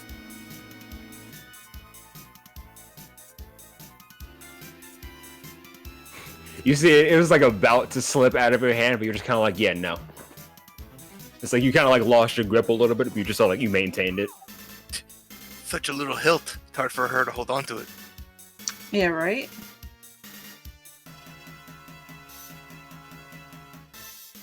And you said you held an action for Dissonant Whispers? Which I'm It gonna was for what? Yeah, go for it. It succeeded. Let me It'll see, take- half damage. It takes half damage, I'm pretty sure. It just won't run away. Yeah, to give the half. Yeah. And that's it for me. Alright. Well,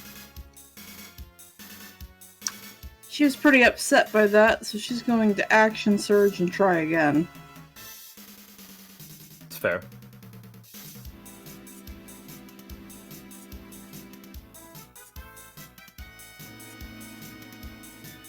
Nice. There was not much of this jelly left. Good, because I don't think we're ready for all this jelly. He'll step outside there. Told again. It failed. It's no longer wise. And now it's dead. As the final bell tolled. And it just blew up. Splat. I pull out my poncho. Oh, Well, you hear Desmond just kind of show up. That was very scary. Thank you for coming to my safety. Where'd that one come from? I think he was in that hallway. Yeah, you all seem to come from that hallway. I didn't see it in that hallway earlier. Sneaky bugger. Might have been on the ceiling.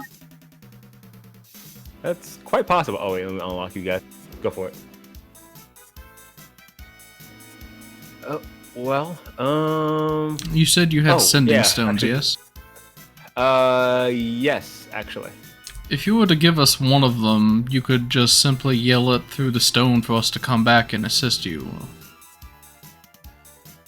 Oh, actually, yeah, that sounds like a great idea. I don't know why I didn't do this before. And she like hands Cultist the other one. You see, like Nobus, he just kind of like grumbles a little bit at this. So y'all didn't even finish your job, and you already asked. It's whatever. Well, not for nothing, but we could have just not come and pick up the stones after you became lunch. And it's He just sort of grumbles. and it's rather useless without the counterpart, so fear not, we will return with it. Yeah, thank you, and just ignore him. He's just grumpy, always.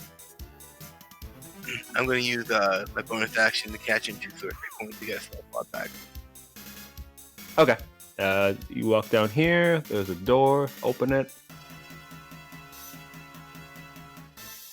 Leads into a hallway. See another door at the end. On the right.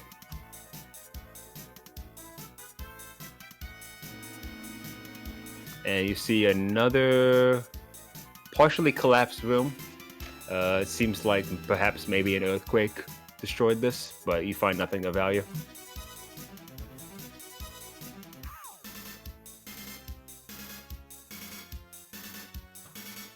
And then, let's see. You see, like, Kobus can hear that Drizzlin and Novus are sort of like walking around at this point, still being kind of cautious. Kind of like, okay, so let me show you what we actually need to be working on. Let me see. I think hopefully we got rid of all the jellies. Is he speaking to us about that? Oh, yeah. Yeah, Norbus is sort of just kind of leading you all. We can actually take this little shortcut now that that's all cleared out.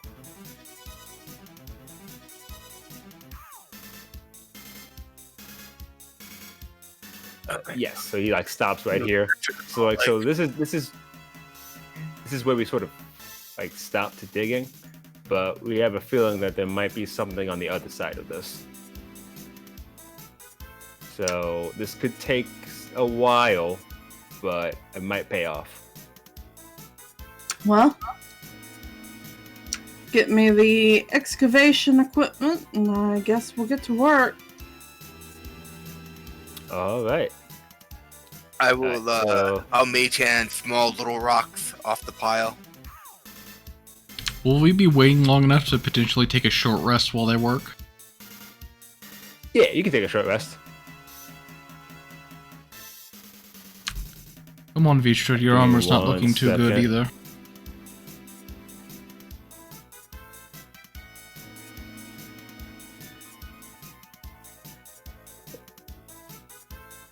So if only one of us actually worked on this, I could see it taking us like 40 hours, or at least that one person. But if we all collectively sort of like work together, we can probably reduce that to probably get it done like in a day at worst. Like maybe even less than that if we work hard enough. And I'll go get the tools for you. Well, we could probably just make shift. That too. I mean, there is only so much room in the hallway. Mm-hmm. Right.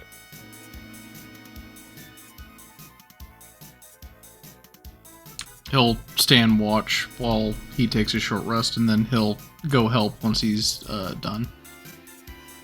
All right. So I'm you gonna take join him actually. If you don't mind. Okay. So you guys take a short rest, and you start sort of like working in shifts to kind of like chip away at the shrine, not the rubble. Take some time, but like after essentially what feels like 10 hours or so, just kind of like sitting around, taking shifts, working back and forth to kind of get this sort of done, you finally manage to clear some rubble and get to it. And let me just reveal it because it's kind of weird with the whole shadow system.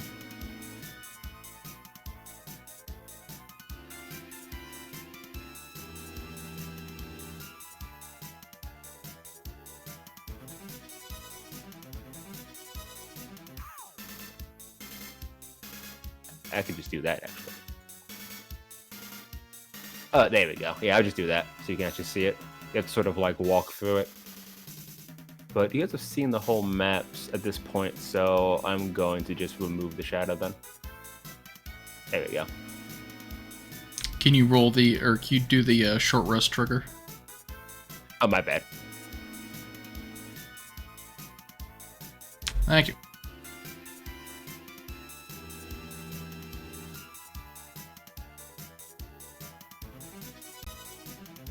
So you walk in and you see a room. There is a alcove in the south wall, holds the rubbles of a shattered statue. And 8 corners to the north holds a statue of the dwarf with horns, which stares greedily at a glowing green gem in its hand.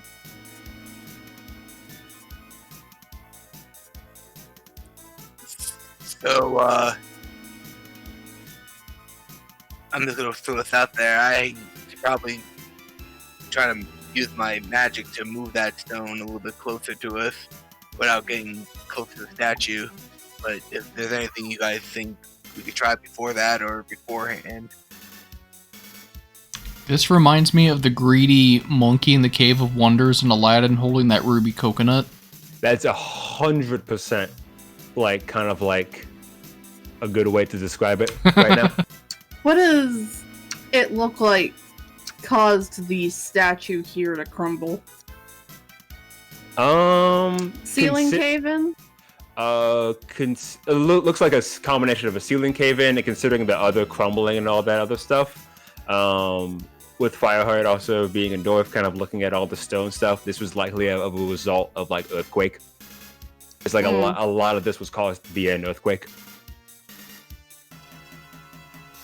He'll do a quick investigation of the room just to make sure there's no hidden traps or anything. Okay, yeah, you can do an investigation check.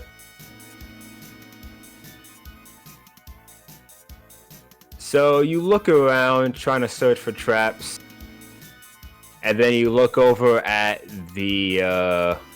that's a statue, and just the kind of the overall vibe that's kind of coming from it.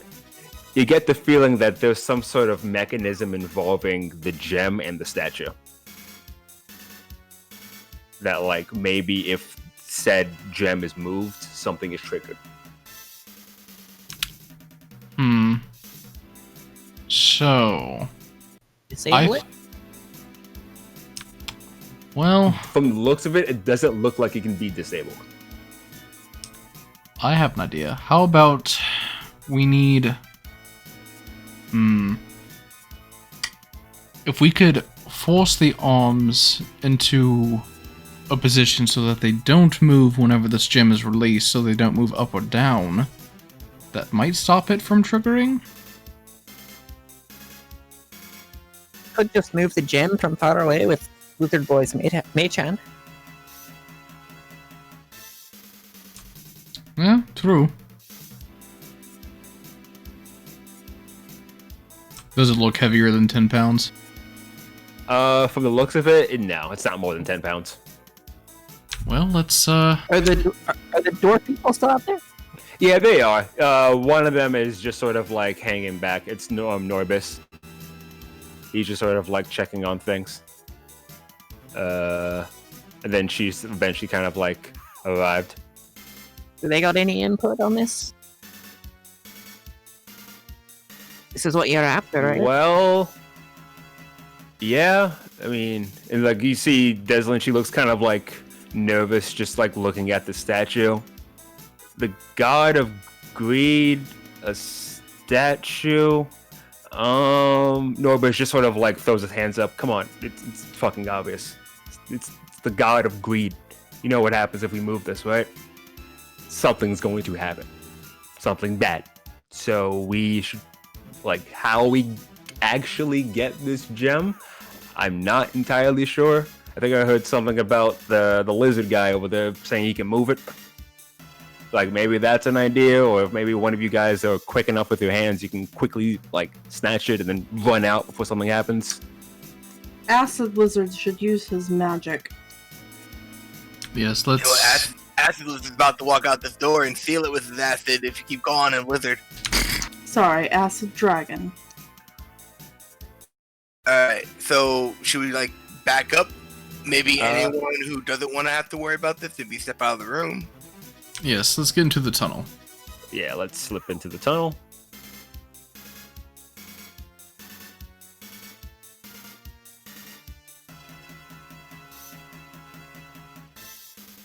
I'm gonna need some room for me too, though.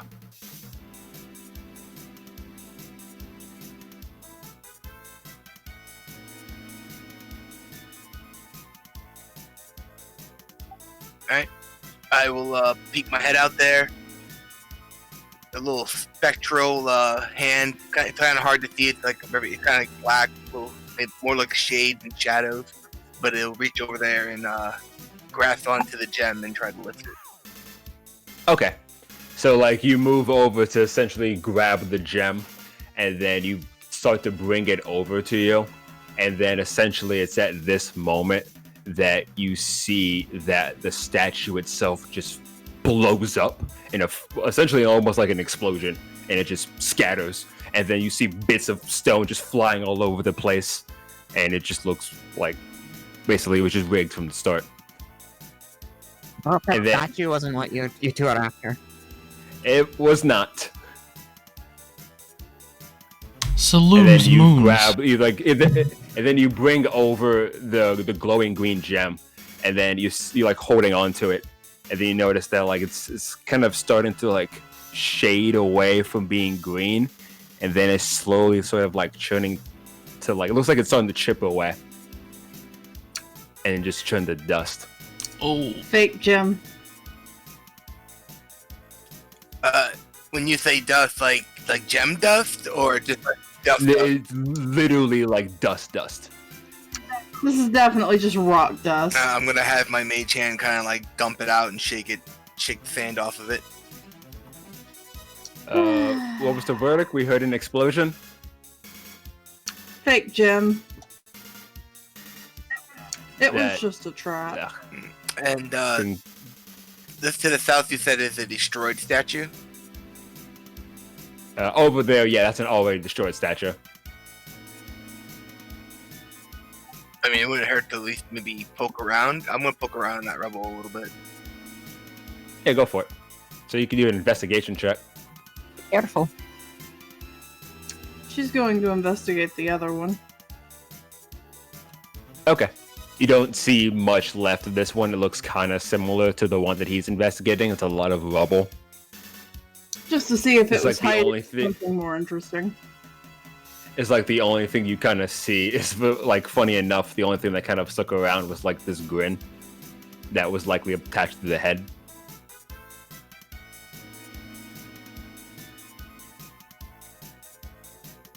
Get for your investigation. Oh.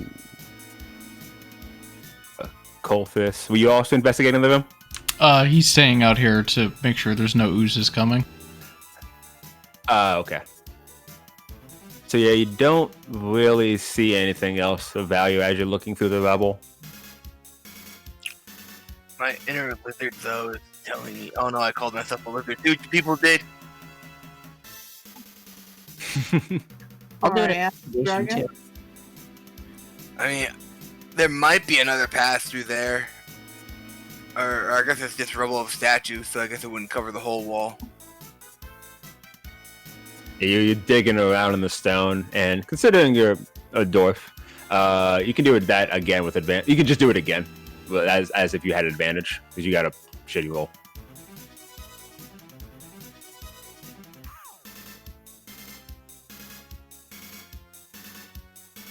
Okay, so yeah, you're digging around the rubble. You're trying to like see if you find anything, and then like in the glimmer of the rubble, you actually see something kind of like faintly like red. Good red or bad red? Good red.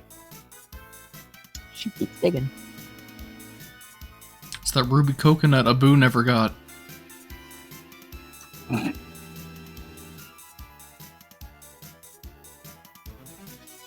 give me one sec.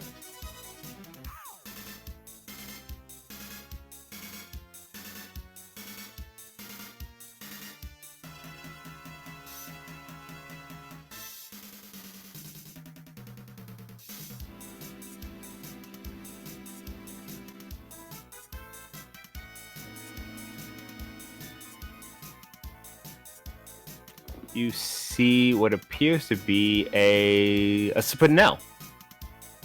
It looks like a transparent red gem. Like a heart. Yeah, it looks just like a heart.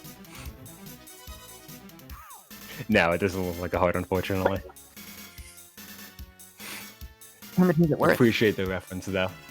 You get the feeling that it's worth about 100 GP. We are making bank. I thought all that digging was for nothing. I hand it to Rune Carver.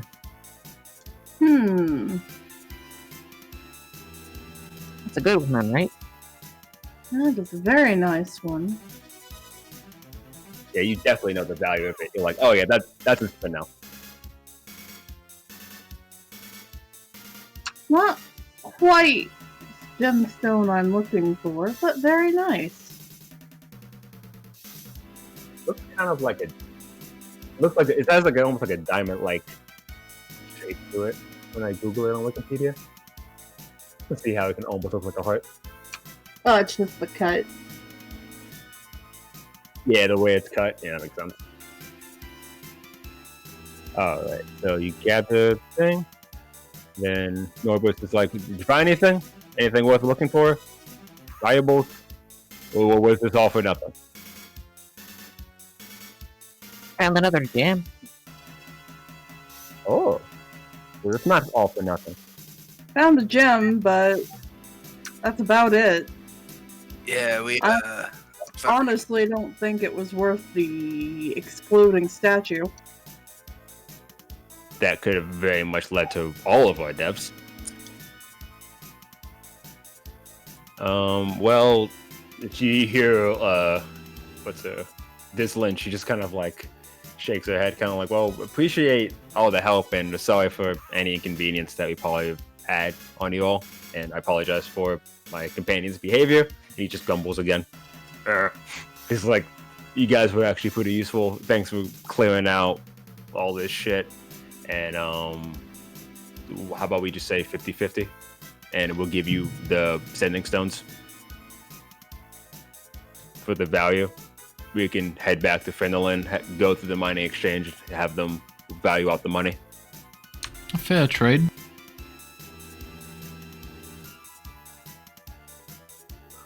Alright, and we appreciate, and this is Dislin speaking, appreciate you telling us about the dragon attack.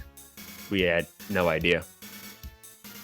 Like, well, then Norbus is like, I mean, nah, I could have sworn I was dreaming. I mean, honestly, it'd probably be mostly safe in here, but... I mean, you got a point on that. Until they run out. Probably better than being up there. Also fair. But that's why Friendline's kind of close. You could just get supplies and come back. You Might said want to hold off on the next trip back. you said you were dreaming about something. No, it's just like I had a dream that I saw something flying in the sky. And I could have sworn like it looked like a dragon in the dream. But I also could have just been very tired that day, so maybe I was just imagining it. I don't know. Well, let's say that maybe this really did happen. Did you see maybe which way it was flying? Shit. Like, maybe northeast? That's another Maybe? one for northeast. Or was it north? Or that's south? Yeah, like I'm fuzzy on the details. Like I said, it felt like it wasn't even real. Maybe I just don't want to believe it was real.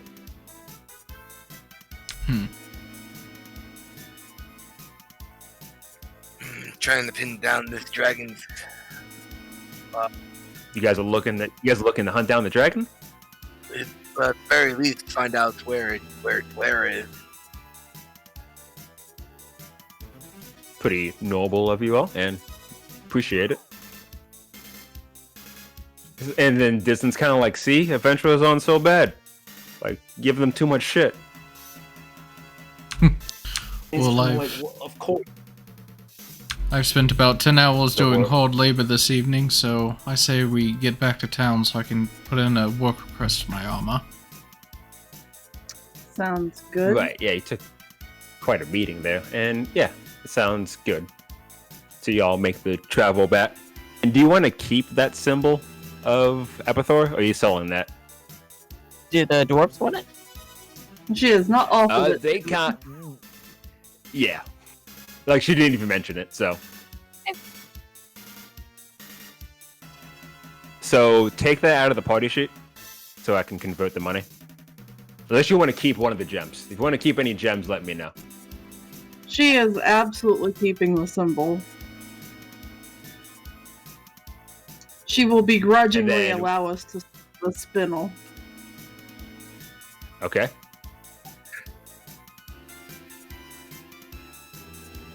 I don't think we would be able to wrestle it from you any other way, though. I certainly hope you don't live you up wanna to the sell- motto on it.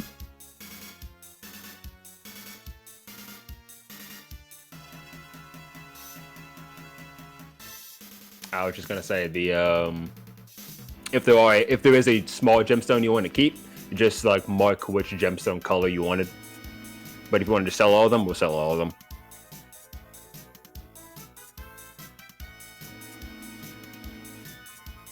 I have no need for these stones. She. I think I said they were further up. Oh, I see. There they are again. I posted it closer to the end. She's fine selling them. The party needs money Okay. more than she needs stones. Alright, so I'm gonna convert the money.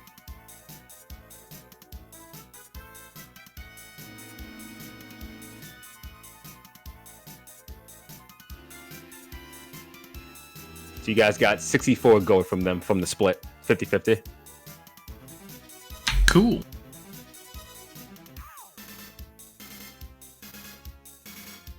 And then you guys divided that amongst yourselves. And then I think that is it for this session, actually. Getting around that time. Yep. But this was... And also, let me double check one second.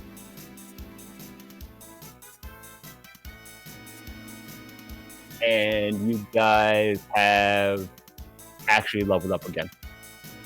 Whoa! Woo! Wow. Damn. This is kind of like a philosophy that I kind of like going, is that I like doing 1, 2, 3. I like that scary part of D&D, but at the same time, I know a lot of the fun D&D happens later levels. So experience it for a little bit, but then quickly just let them be level 3. So like you guys have had your first That's couple fair, of obviously. as adventurers, you get to feel the feeling of being weak, but then you get the feeling of being strong as well. Like you quickly feel like you're stronger. And the way I kind of got the idea from Baldur's Gate 3 with how they kind of do the leveling, because everyone starts at level 1 in that game, but the amount of shit that happens at the beginning of the game, it makes a lot of sense that they would level up to be like level 4, which is kind of quick. And if you So look, we're just gonna be. Sorry, go ahead. Oh, no, you're good. It's like right now, the level ups are not going to be kind of as fast, essentially. It's like you have to kind of complete more quests. This is kind of like how the book's been outlining it. Like you do these starter quests. Right. So these are like kind of the starter quests for this adventure. So it says like once you complete like 2 starter quests, you get once you complete a starter quest, you level up. Complete another one, you get to level 3. At level 3, no more starter quests actually gives you a level up. So this next adventure you guys are about to do with the gnomes, you're not going to get a level up, just to let you know. Because, you know, it's like now you guys can start tackling like kind of bigger things that kind of would warrant getting level ups. So they're going to be a bit more spaced out. But now you guys got all your fun stuff. I get my archetype, and I don't know what the hell archetype I want to go. And then this gives you some time to also kind of like think about what you guys want to do.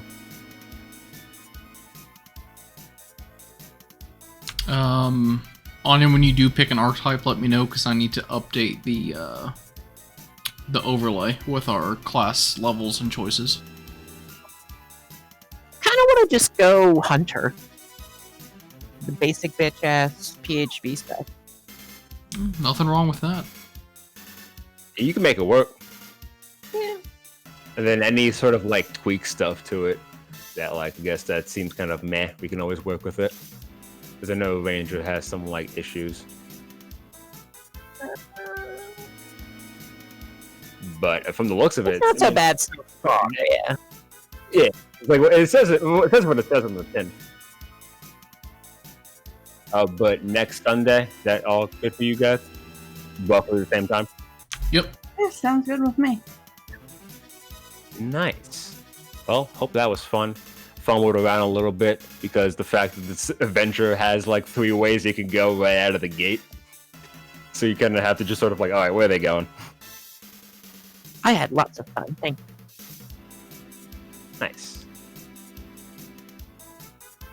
So save your sheets and all that jazz. Are you gonna close it down immediately, or? No. If you guys want to do your stuff, go for it. So no rush. I'll take my spells for a bit. pick my runes out next time. I gotta go eat and get ready for bed. Okay. Thanks for coming.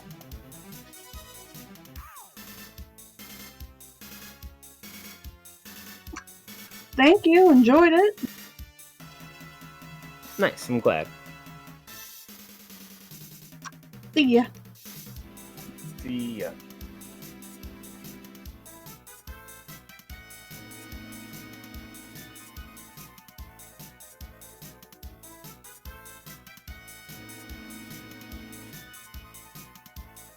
I was actually fighting this book as I was reading it in the middle of the session because it did some stupid shit that I was like, really? That's really troll.